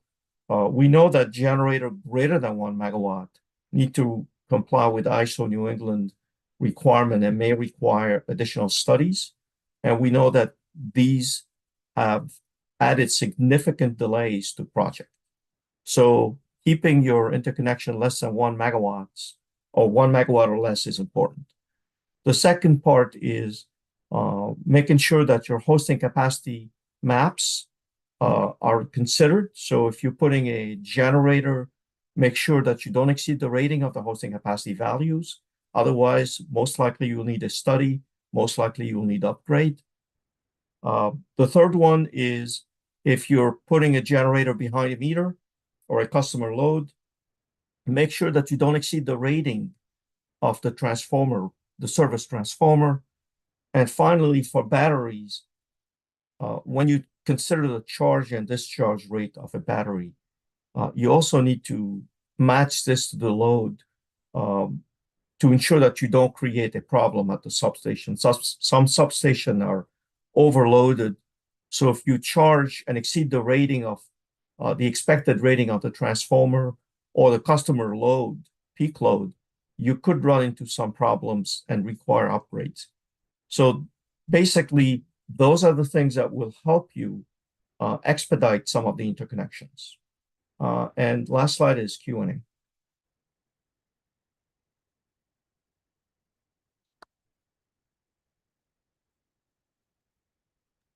Thank you. I think our staff have a number of questions, but maybe I can just start with a clarifying one, Mr. Deb. So on the last slide, with the list of considerations in the header saying that the interconnection working group should review these, I guess I was a little confused during the presentation. It sounded like the working group may have received this presentation already over the summer, in which case it seems like these recommendations are ripe for the authority to consider adopting. So I just want to make sure that I have the sequence of events. I think we presented this presentation in more detail to the work group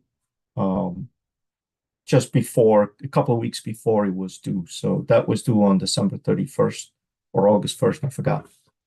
So a couple of weeks before we presented it, and we got some feedback. There are a lot of recommendations in there, but we recommend that any changes to the guideline be done in consultation with the work group. I think the work group has been very successful at working together and coming up with good requirements. And the recommendation is that we take this document and review it in more detail with the work group and make determination of what changes are really required to improve the interconnection process in Connecticut. We would rather change it with a work group than individually. Understood and appreciated. So I just want to make sure I'm not messing up the specific ask of Pura. Is the ask of Pura to send a signal in the decision that we think you're going in the right direction and that you should undertake these changes with the working group? Or do you feel like you already have the path forward to do that and you're not looking for anything from Pura at the moment? It would be helpful to review those changes with the work group, and the work group will determine how to change the interconnection guidelines. Not all these requirements are necessary. Right. So what do you need from Pura? From Pura, just instruct the work group to review this document and make determination what changes need to the guidelines. Okay, thank you. Let me turn it over to Mr. Arpin, who I think has some specific questions.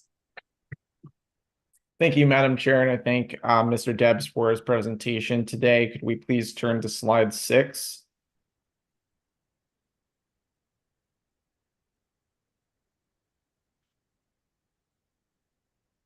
So my first question, do the EDCs expect any significant differences between their definitions and those used by developers or other industry stakeholders for the terms listed here?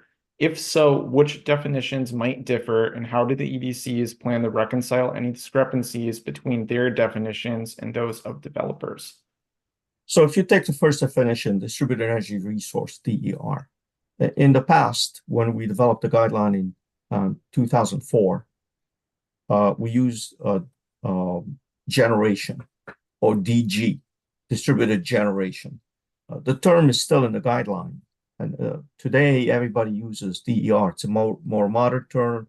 It's more inclusive to the different technologies. So we would change this to be consistent with the rest of the world, essentially. I think these definitions will add clarity and consistency, so everybody is is using the same terminology. It would also allow us to address some of these, some of the deficiencies that may exist. For example, the term export capacity is not defined anywhere. We just refer to it as export. Having a definition of export capacity will add clarity so people will know exactly what we're referring to. Thank you, Mr. Deb. So just to clarify, you do not expect any significant discrepancies between your definitions here and those currently used by developers? No, I don't. Okay, thank you. Now could we please turn to slide 10? Do the EDCs foresee potential disagreements with developers over acceptable methods for controlling battery exports? If so, what are the anticipated areas of contention? I don't anticipate any issues. Traditionally, people have used reverse power relays. Reverse power relays are off-the-shelf equipment that have been off-the-shelf equipped for the past 30 years. I don't anticipate any disagreement. Thank you for that response. Now, could we please turn to slide 16?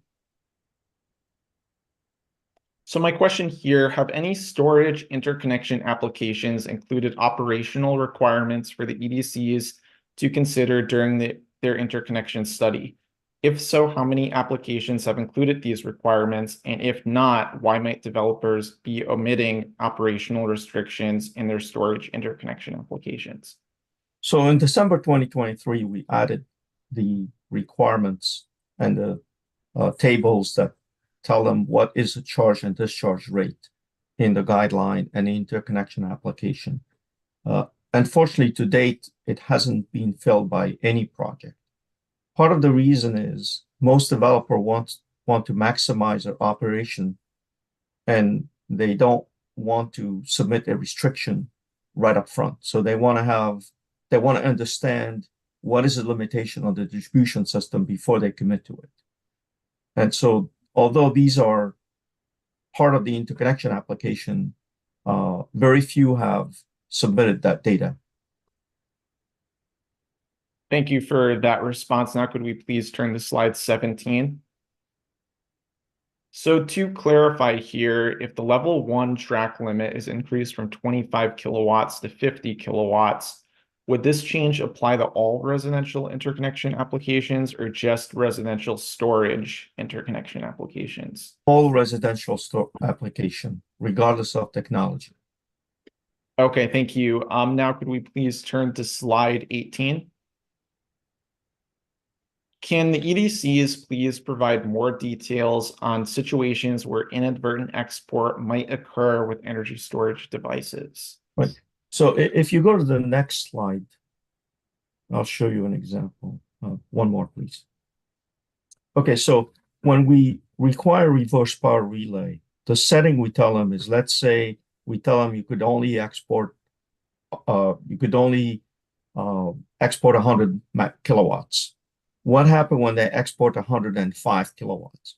Well, there's a timer that starts, and that timer, depending on the circumstances, 5 to 10 seconds.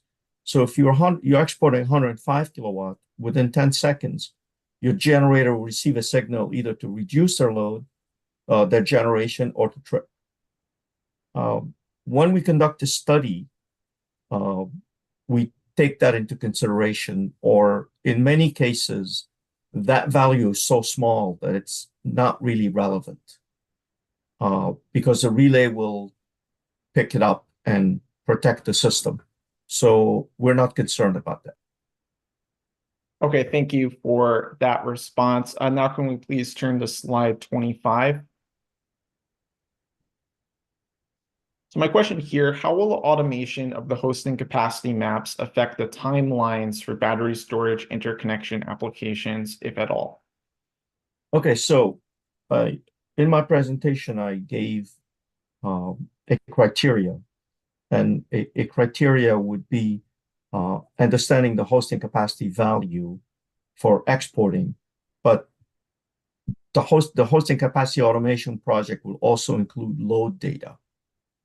So if you look at the hosting capacity value and you're not exceeding the load data and you're not exceeding the generation hosting capacity data point that we're giving online, then technically you could, and you're not exceeding the customer service, then technically Eversource or UI or Eversource in this case will be able to automatically identify that this project does not cause any violation and doesn't need to be reviewed by the engineering team. And so that project will automatically receive approval before it even processed. And that's the key, is very minimal manual intervention. Okay, thank you for that response. Now can we please turn to slide 36? So this is just a quick clarification question. Is the real-time automation controller the same as the program's DERMS provider for the ESS program? If not, how do they differ? The RTEC, the real-time automation controller, is based on the result of the study. And so if we determine that during certain time you will exceed the thermal rating of a cable, then we tell you cannot operate. So let's say that you want to charge at 12 o'clock, right? And we know that at 12 o'clock, if you charge your battery, you will exceed the thermal rating of the cable. And so we prevent you from operating during these times. So the goal here is to limit upgrades to distribution systems. So what we do, we conduct a study, we identify the maximal thermal limit, we provide the developer with a schedule, and they either approve it or reject it. If they reject it, then it would mean that we'll have to conduct upgrades. If they approve it, then the upgrade may be, there may be no upgrade, or the upgrade may be minimal. So this is how we use a controller. It just looks at how much export is being, how much generation is being sent out to the grid, and how much load and at what time, and is it in compliance with the schedule. That's based on the study. What is allowed by the program, really the developer need to take our schedule and say, can we operate within the confinement of the programs? In short, one could assume that in some cases we may allow more generation than the program does. So thank you for that response, Mr. Deb. So to clarify, it sounds like in some cases, the real-time automation controller could be the program's DERMS provider for the ESS program, but not in all cases. Is that correct? If it happened to match, yes, but it wasn't the intent. The intent is to prevent the batteries from operating under conditions that would exceed the rating of the grid or create problems on the grid. So in some cases they will match, in other cases they will not, and the developer will have to make adjustments to their system to accommodate this. An example of this is that a developer may be able to charge at full capacity in the middle of the night, but they can't charge in the middle of the day, right? Okay, I think I understand a little more now, Mr. Debs. Thank you. So now the last couple of questions here do not pertain to any specific slides. So in written comments, CPower has alleged that Eversource withdrew 5 of its projects without requesting additional information beforehand. So I was wondering if Eversource could please respond to CPower's comment and clarify the series of events that took place prior to Eversource withdrawing CPower's projects. I don't know those specific projects. We have seen a lot of projects not complying with a timeline, meaning that they submit an interconnection application, and either they're deficient or never respond to. I don't know what size these are. If they're deficient, then they are sent a notice to comply, and if they don't comply, typically they're withdrawn. I don't have specific on these projects on top of my fingers here. I'll need more information. I understand. Thank you, Mr. Debs. So now my last question here, can Eversource please describe the process used to notify developers about the necessary corrections for battery storage interconnection applications, specifically what communication channels are currently used to inform developers of required corrections before an interconnection application is withdrawn for a storage project? So depending, so if there's an interconnection application that is deficient, Power Clerk itself has a customer action require status. And so the customer is notified of the deficiency. If the customer doesn't fix the deficiency within a time frame, then Eversource might withdraw the project. It becomes important when you have a very large project and you have other projects in the queue that are in compliance. Then if a project is not in compliance and then they're notified and they don't respond in time, then we have no choice but to withdraw them because they're impacting other projects in the queue that are in compliance. So to follow up on that, so does Power Clerk notify the developer via email? And if so, what email address is used? Is it one that's given in the application by the developer or something else? I think that's the information that's given to the developer in the application, in Power Clerk when they file the application. Okay, and the communication is via email? I believe it is, yes. Okay, thank you. I would like to thank Eversource again for their presentation today, and those are all my questions relating to this topic. So I turn it back to you, Madam Chair. Thank you. We have time for probably one, maybe two stakeholder questions if there are any on this presentation.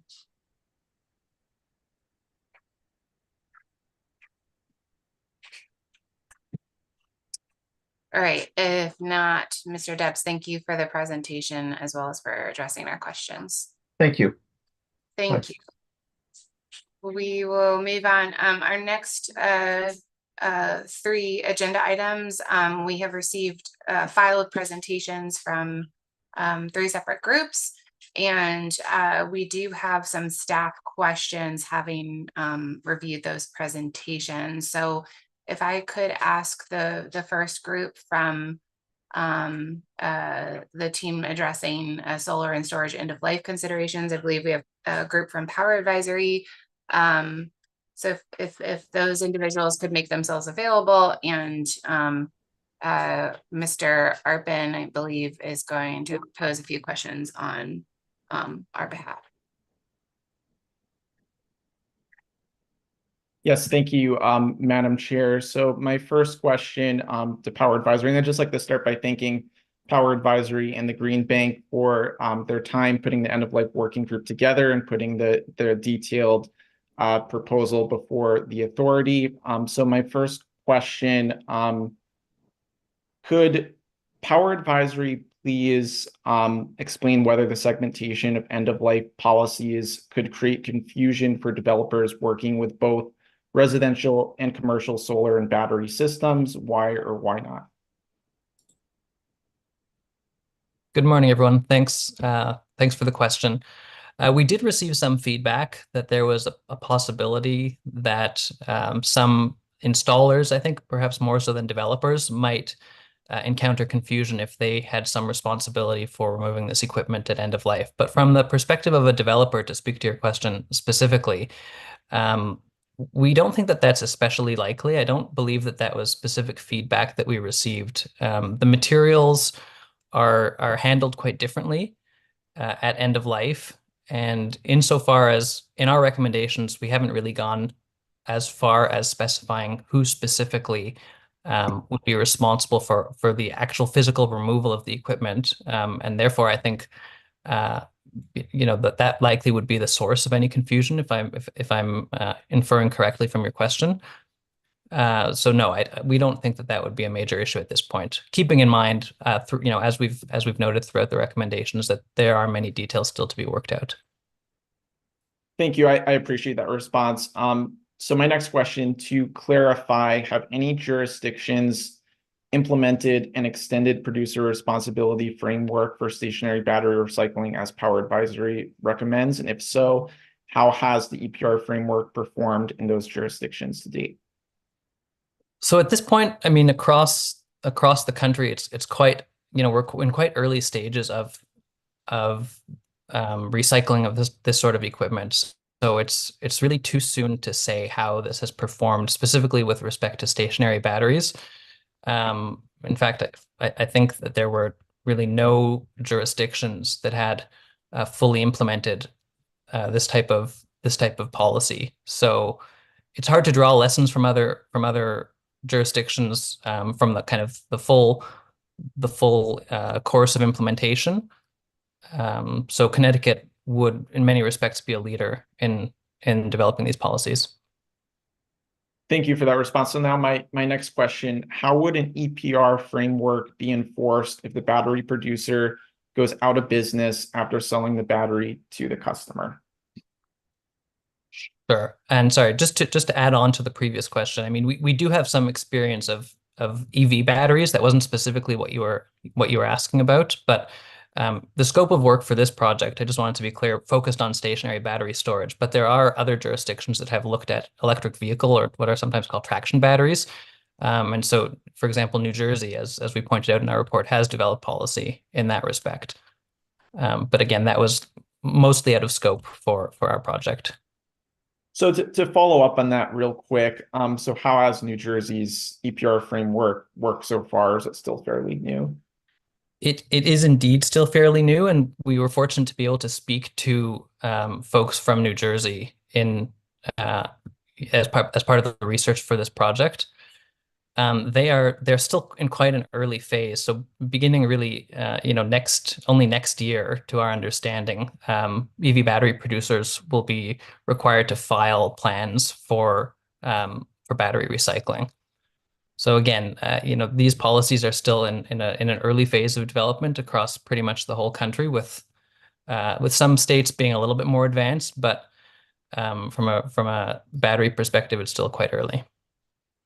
Thank you for that response. So now going back to my question, how would an EPR framework be enforced if the battery producer goes out of business after selling the battery to the customer?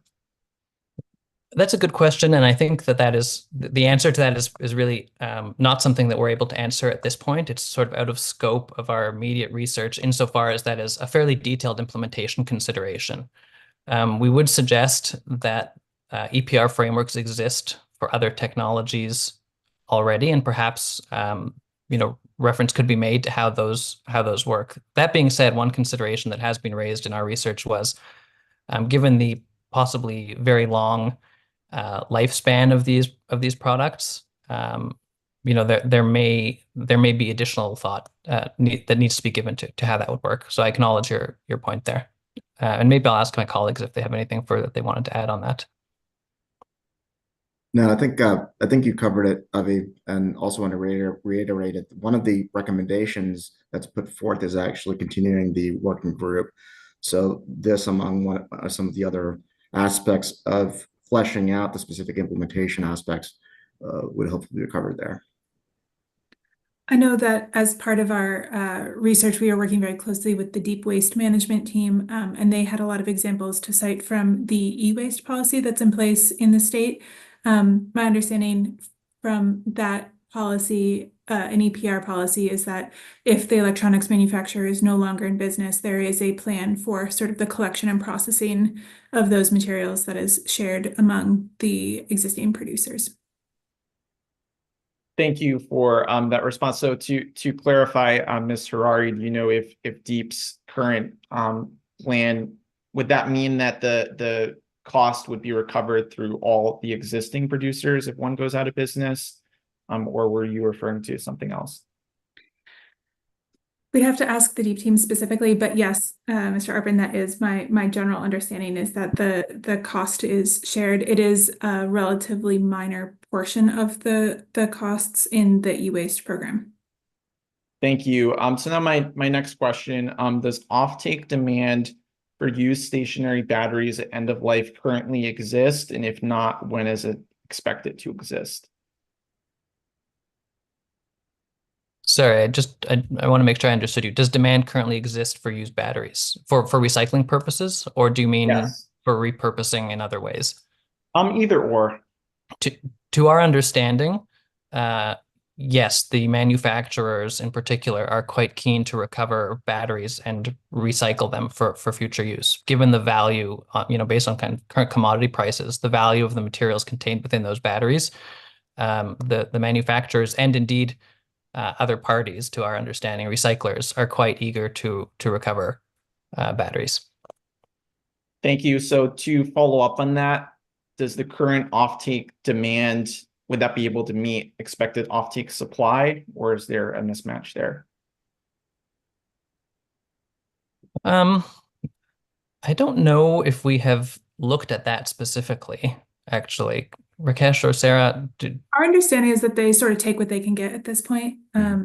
So the mineral, as Avi mentioned, the minerals contained within the batteries are valuable and can be used in the production of new systems. And so, perhaps Avi or Rakesh can talk to sort of the cost parity between mined materials and recovered materials. But right now, there's demand for whatever the market can supply.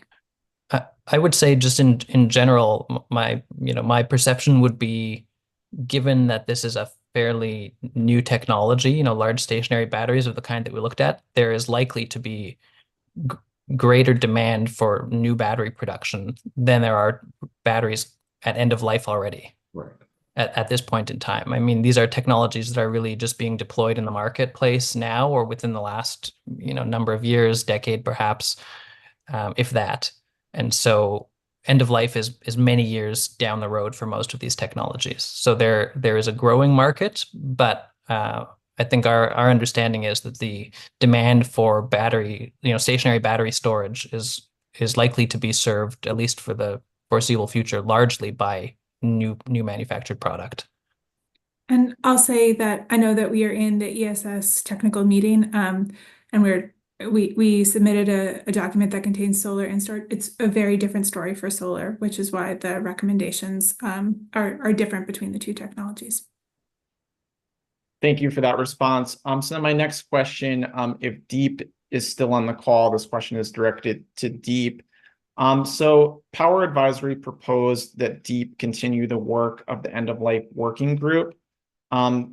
Does Deep intend to continue the work of the end of life working group? And if not, what would Deep recommend as the best way to proceed with a continuation of this working group?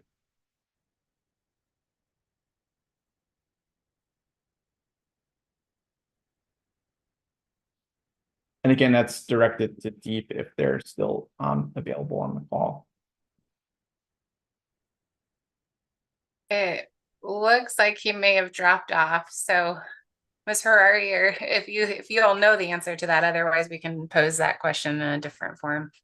I don't presume to answer on Deep's behalf on this one. Okay, thank you. And those are all my questions for the proposal. So again, I thank Power Advisory and the Green Bank for their work leading this effort. Thank you, and thank you for the opportunity to do this work. We had really great participation from the market, and Power Advisory's expertise here was much appreciated in guiding us through this. As you heard from Avi and Rakesh, it's just getting started, and as one of the first deployers of this distributed energy technology, makes sense that we are going to be on the forefront of figuring out what to do with it at the end of its useful life. So, thank you. Excellent. Thank you so much to the team for the work to date, as well as for appearing to answer our questions. I appreciate it. Thank you. Thank you. All right, so we're going to repeat that exercise with our next group from Sunrun, Sonova, Good Leap, and Tesla. So I know Mr. Arpin has a series of questions for this team as well. I think I see your team members showing up on screen. So let me thank you for appearing and turn it over to Mr. Arpin, please. Thank you, Madam Chair. And I'd like to echo the chair's comments and thank Sunrun, Sonova, Good Leap, and Tesla for appearing today for questions. So my first question, why do Tesla, Sonova, and Good Leap not recommend increasing the program's minimum state of charge requirement, seemingly in contrast to Sunrun?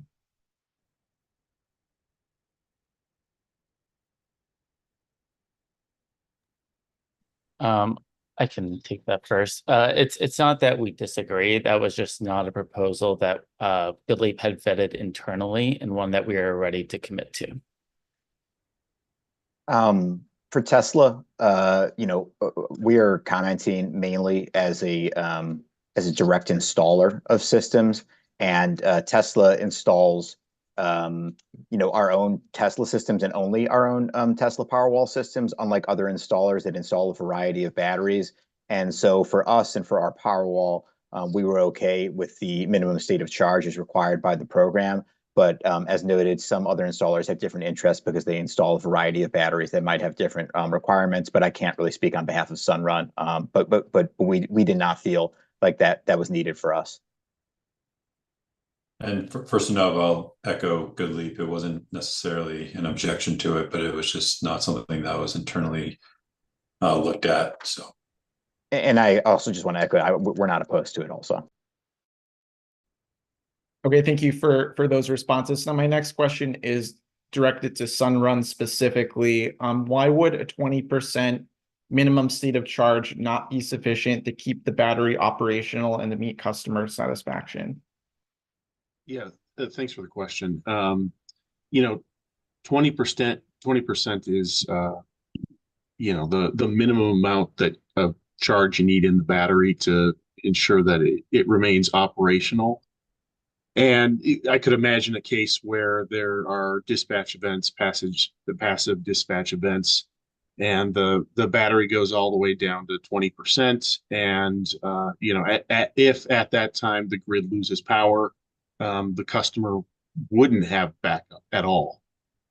And so we think that presents a challenge for customer satisfaction. If customers are predominantly buying these batteries for backup, and that backup is not available there because of a grid service event, we think that will make customers upset. They'll tell their neighbors, "Hey, this is what happened to me," and then the battery wasn't there, and it just sours people's opinion of those batteries and participating in programs like this. Thank you for that response. And maybe I missed it in your response there, but why would keeping a 20% minimum state of charge not allow customers to use their battery for resiliency? Is it because of OEM settings? Yeah, that's my understanding. And Tesla may be able to speak to that, but that's my understanding. There's sort of like a minimum amount that you need to have in the battery, and if it goes below that, it causes problems, and it might lead to a hardware damage, I guess. It's recommended not to run the battery all the way to zero. I don't know what the minimum amount of charge that's needed to actually prevent any sort of the harms that Chris is discussing, though. Yeah. Yeah, I can speak to this quickly. I'm Brenda from Sunrun as well. Yes, this is in reference to our non-Tesla devices, but as Jordan mentioned, for aggregators such as Sunrun that are managing a variety of OEMs, this requirement could potentially be burdensome for some of the, again, OEMs that we might be installing and then operating, and putting at risk ensuring that the customer has a full 20% for backup. So again, there is a certain percentage that's often needed for operating, and then Sunrun as well, just in terms of our own internal recommendations, have found that we find that this amount is necessary to really protect the customer's interest. As Chris mentioned, again, these customers are buying for backup purposes. And so that's not something that we want to put at risk, and something that's really front of mind. Please let me know if that answers the question. Thank you. Yeah, that response is helpful. Thank you. So now my next question is directed specifically to Guidehouse and to the program administrators. So the developers on the call proposed relaxing the program's uniform dispatch requirements for passive dispatch. So my question is, would relaxing the program's uniform dispatch requirement to allow for non-uniform dispatch negatively impact the program's RIM? If yes, please explain.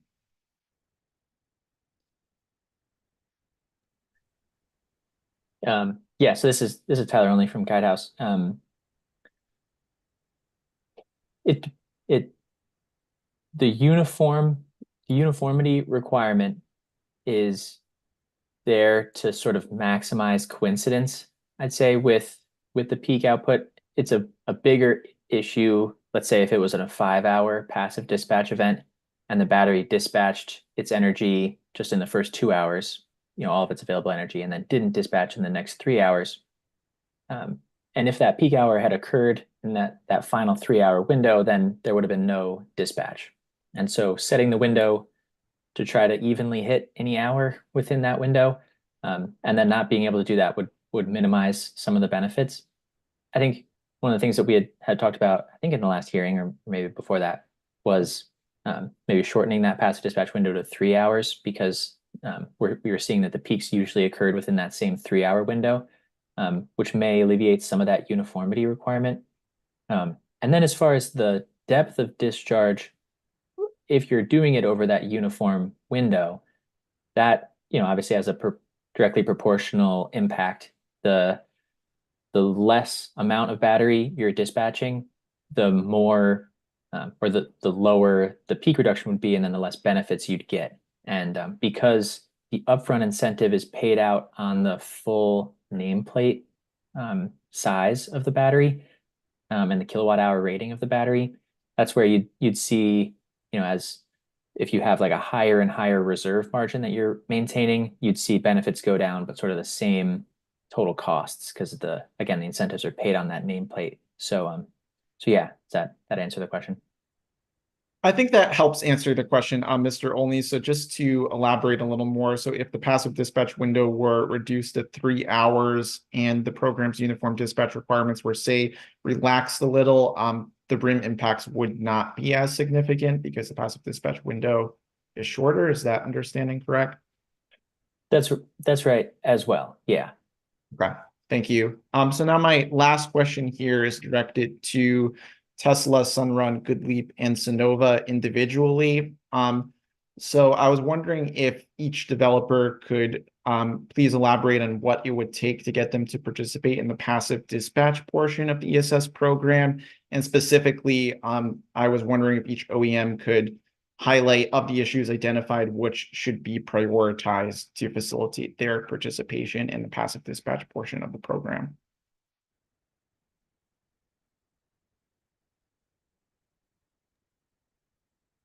This is Jamie Charles with Sonova. I'll go ahead and go first if that's okay. So we are currently participating in the passive dispatch performance, but not with our entire fleet of battery resources. And the largest barrier to that is the risk that's associated with the clawback mechanism there. And so with that, it's an issue with how we manage that, facilitating the distribution of the upfront incentive and our customers' relationship. And so we are looking for flexibility in being able to disperse the upfront incentive based on customer agreements internally with Sonova. So essentially what that would be is we'd be able to alleviate that risk associated with the clawback by dispersing, for example, and this isn't specific to exactly how everything would be, but an example would be if we broke apart the upfront incentive and dispersed it 10% over the 10-year period.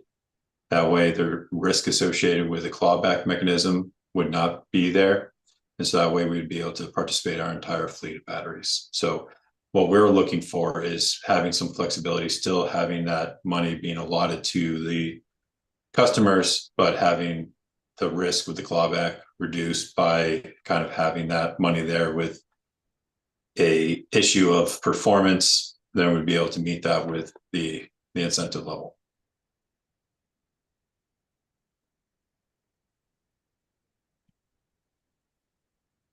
Thank you. Would any of the other developers like to add to that question as well? Yeah, thanks. This is Chris from Sunrun. I would echo a lot of what Mr. Charles laid out. I think the clawback structure provides a lot of uncertainty for us. And then, just the other issue that was raised about the flexibility around the minimum state of charge. Those are probably in our minds, equal issues. Hey, I mean, for us, this boils down to the clawback provision, and so I think the clarity and definition of performance is needed. How can you perform if you don't know what it means to perform? To us, that's a relatively simple fix. And even if the definition that's put forward is not in full alignment with what we've recommended, I think there does need to be clarity because there's ambiguity in the way that it's currently structured, and we need to have some assurances of what exactly that looks like. And then the questions about the clawback itself. What does it mean when you are facing a clawback? And this is why we've recommended the prorated clawback rule to reduce the risks associated with underperformance for exactly the reason that Sergio outlined. You can underperform by 1% and face a full 10% clawback.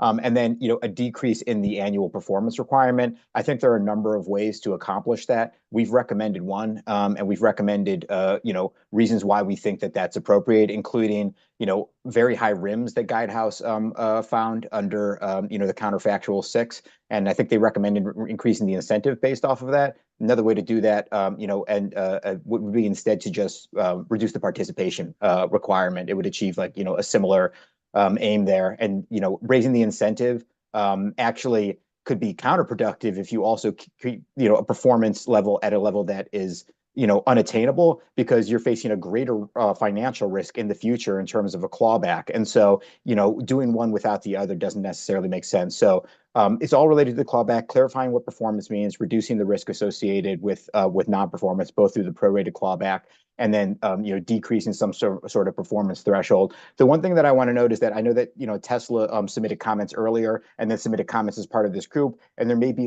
a bit of conflict in terms of what was submitted. Part of the issue that we face as Tesla is that we're an OEM and we're also an installer, and so we can speak for ourselves what it would take for us to get over the hump as an installer to participate in this program. But we also sell to Sunnova and Sunrun. They're one of our major installers, and so we care very much what Sunnova and Sunrun care about in terms of what's going to get them. And when you're talking about trying to get Powerwalls into this program, they're going to be one of the major vehicles to do that as well, and which is part of the reason why we submitted these comments jointly, and also part of the reason why there might be a bit of a difference between what we initially submitted and what we submitted now, because we need to consider what their thoughts are in terms of how to fix this program.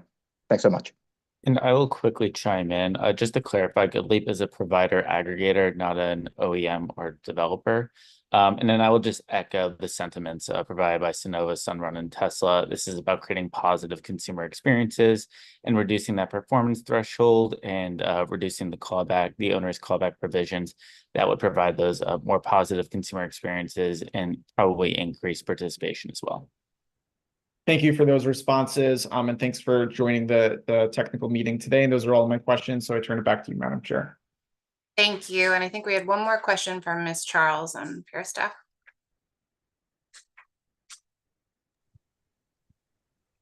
Yeah, thank you. I just had a question on slide 4, where the company's recommended increased flexibility in how contractors can distribute the passive dispatch upfront incentive to customers. So I was just wondering if the developers could elaborate a bit on what alternative ways of distributing the incentive you're envisioning and how this would advance the program objectives. Hello, this is Brenna from Sunrun. I'll hop in first on this item. Yes, this is something we've mentioned with or discussed with CT Green Bank as well. Again, tied to the current clawback process as well. We just see the current requirement of flowing that incentive through the battery cost, whether it's a third-party owned system or a customer-owned system, as potentially risky and a poor customer experience. Again, the idea that that amount, that great upfront incentive would be flowing through a discounted cost, but then potentially could then be clawed back through, a bill to the customer. Per se, we see as a risk to not only Sunrun and any other aggregator providing that experience, but also the customer themselves. Something that we'd recommend if the clawback process were to stay in place would be kind of matching basically the same way that clawback would come, and so they would be receiving either a check or some kind of other upfront incentive that's separate from their purchase or lease of a system. Okay, thank you for that response. And thanks for answering questions today, and I'll turn it back to you, Chairman. Thank you. All right, thank you to the team for showing up and filing your presentation. We appreciate hearing from you. All right, and last but not least, we have the C-Power team who also filed a presentation in advance. And I know we have a couple of questions for the C-Power team. So welcome, and Mr. Arpin. Thank you, Madam Chair. And I would like to thank C-Power for submitting their presentation before the authority. So I thought the presentation was very straightforward. So I just have a few questions relating to interconnection. So my first question, does C-Power currently participate in Connecticut's interconnection working group where developers can discuss interconnection concerns with other developers and the EDCs? Yes, we do participate in that group. Okay, thank you. So then my next question, did Eversource provide current contact information for its interconnection applications to Eversource, specifically for the projects that were withdrawn? And was the original contact information outdated? I believe that we have the correct information for contacting Eversource, both through the application portal and through emails. And those should all be current. So to follow up, were the original withdrawn applications, do they include outdated contact information? Is that part of the reason why they were withdrawn? For our company, we don't think so. The contact information that is on those applications is still, we speculated that perhaps it was outdated, but upon further review, it doesn't look like any of it was outdated. We just can't track down any of the communications that were supposedly sent to us.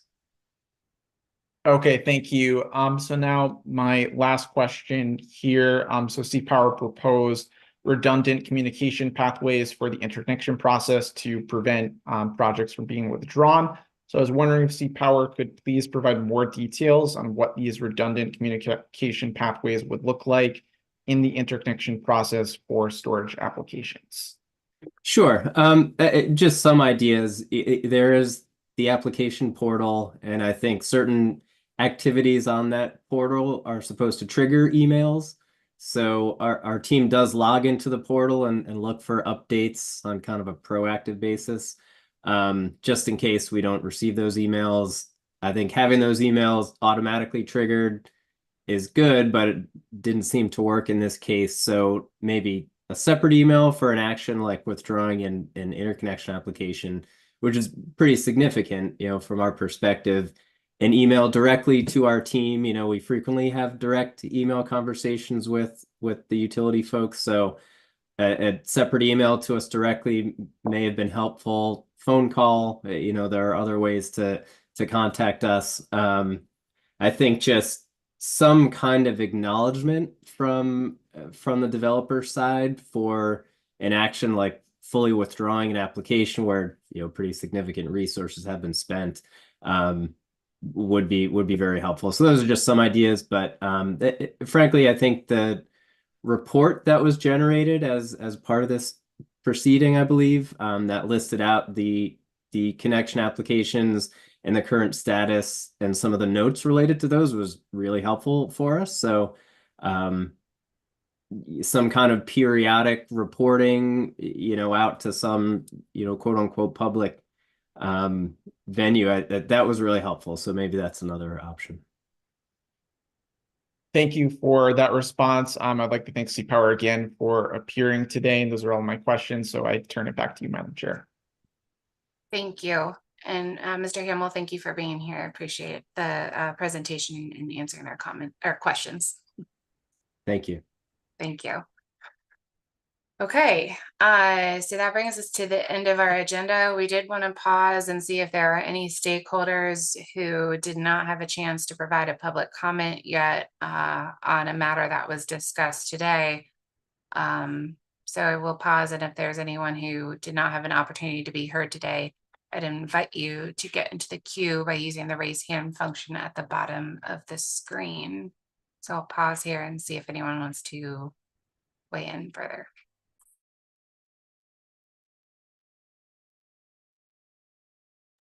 Ms. Pine.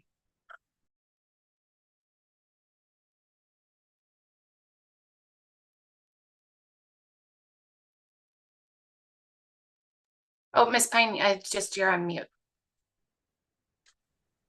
Sorry, we're still having audio issues.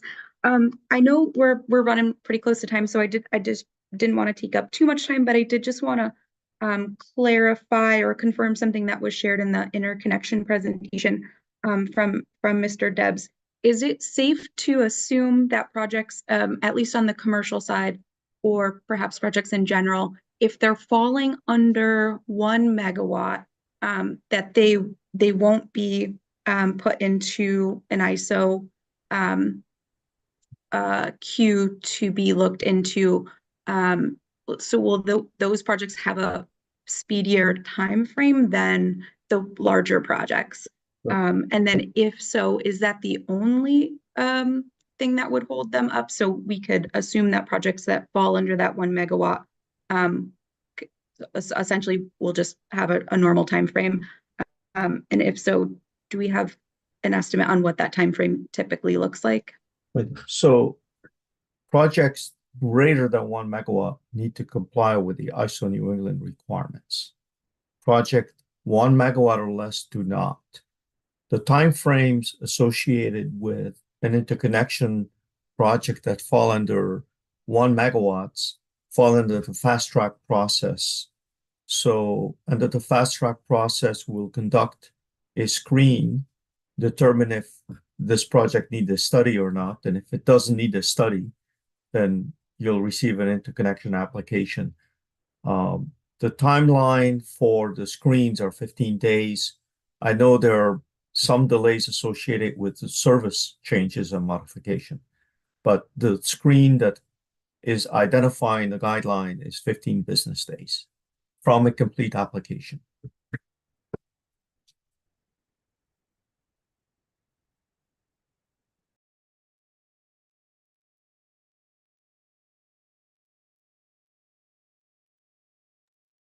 Thank you. That's all I had. Thanks. Thank you. Anyone else with comments?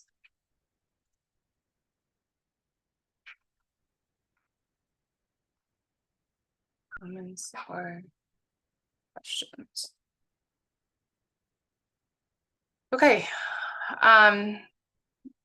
If not, that brings us to the end of our agenda today. We do have the external calendar up to date for this docket. Believe we have a briefing opportunity before we distribute the draft decision in a number of weeks. So I want to thank everyone for your active participation, not only in today's technical meeting, but throughout this docket. And we will look forward to reviewing all the materials that have come in so far. So thank you, and we are adjourned and wish you a good rest of the day.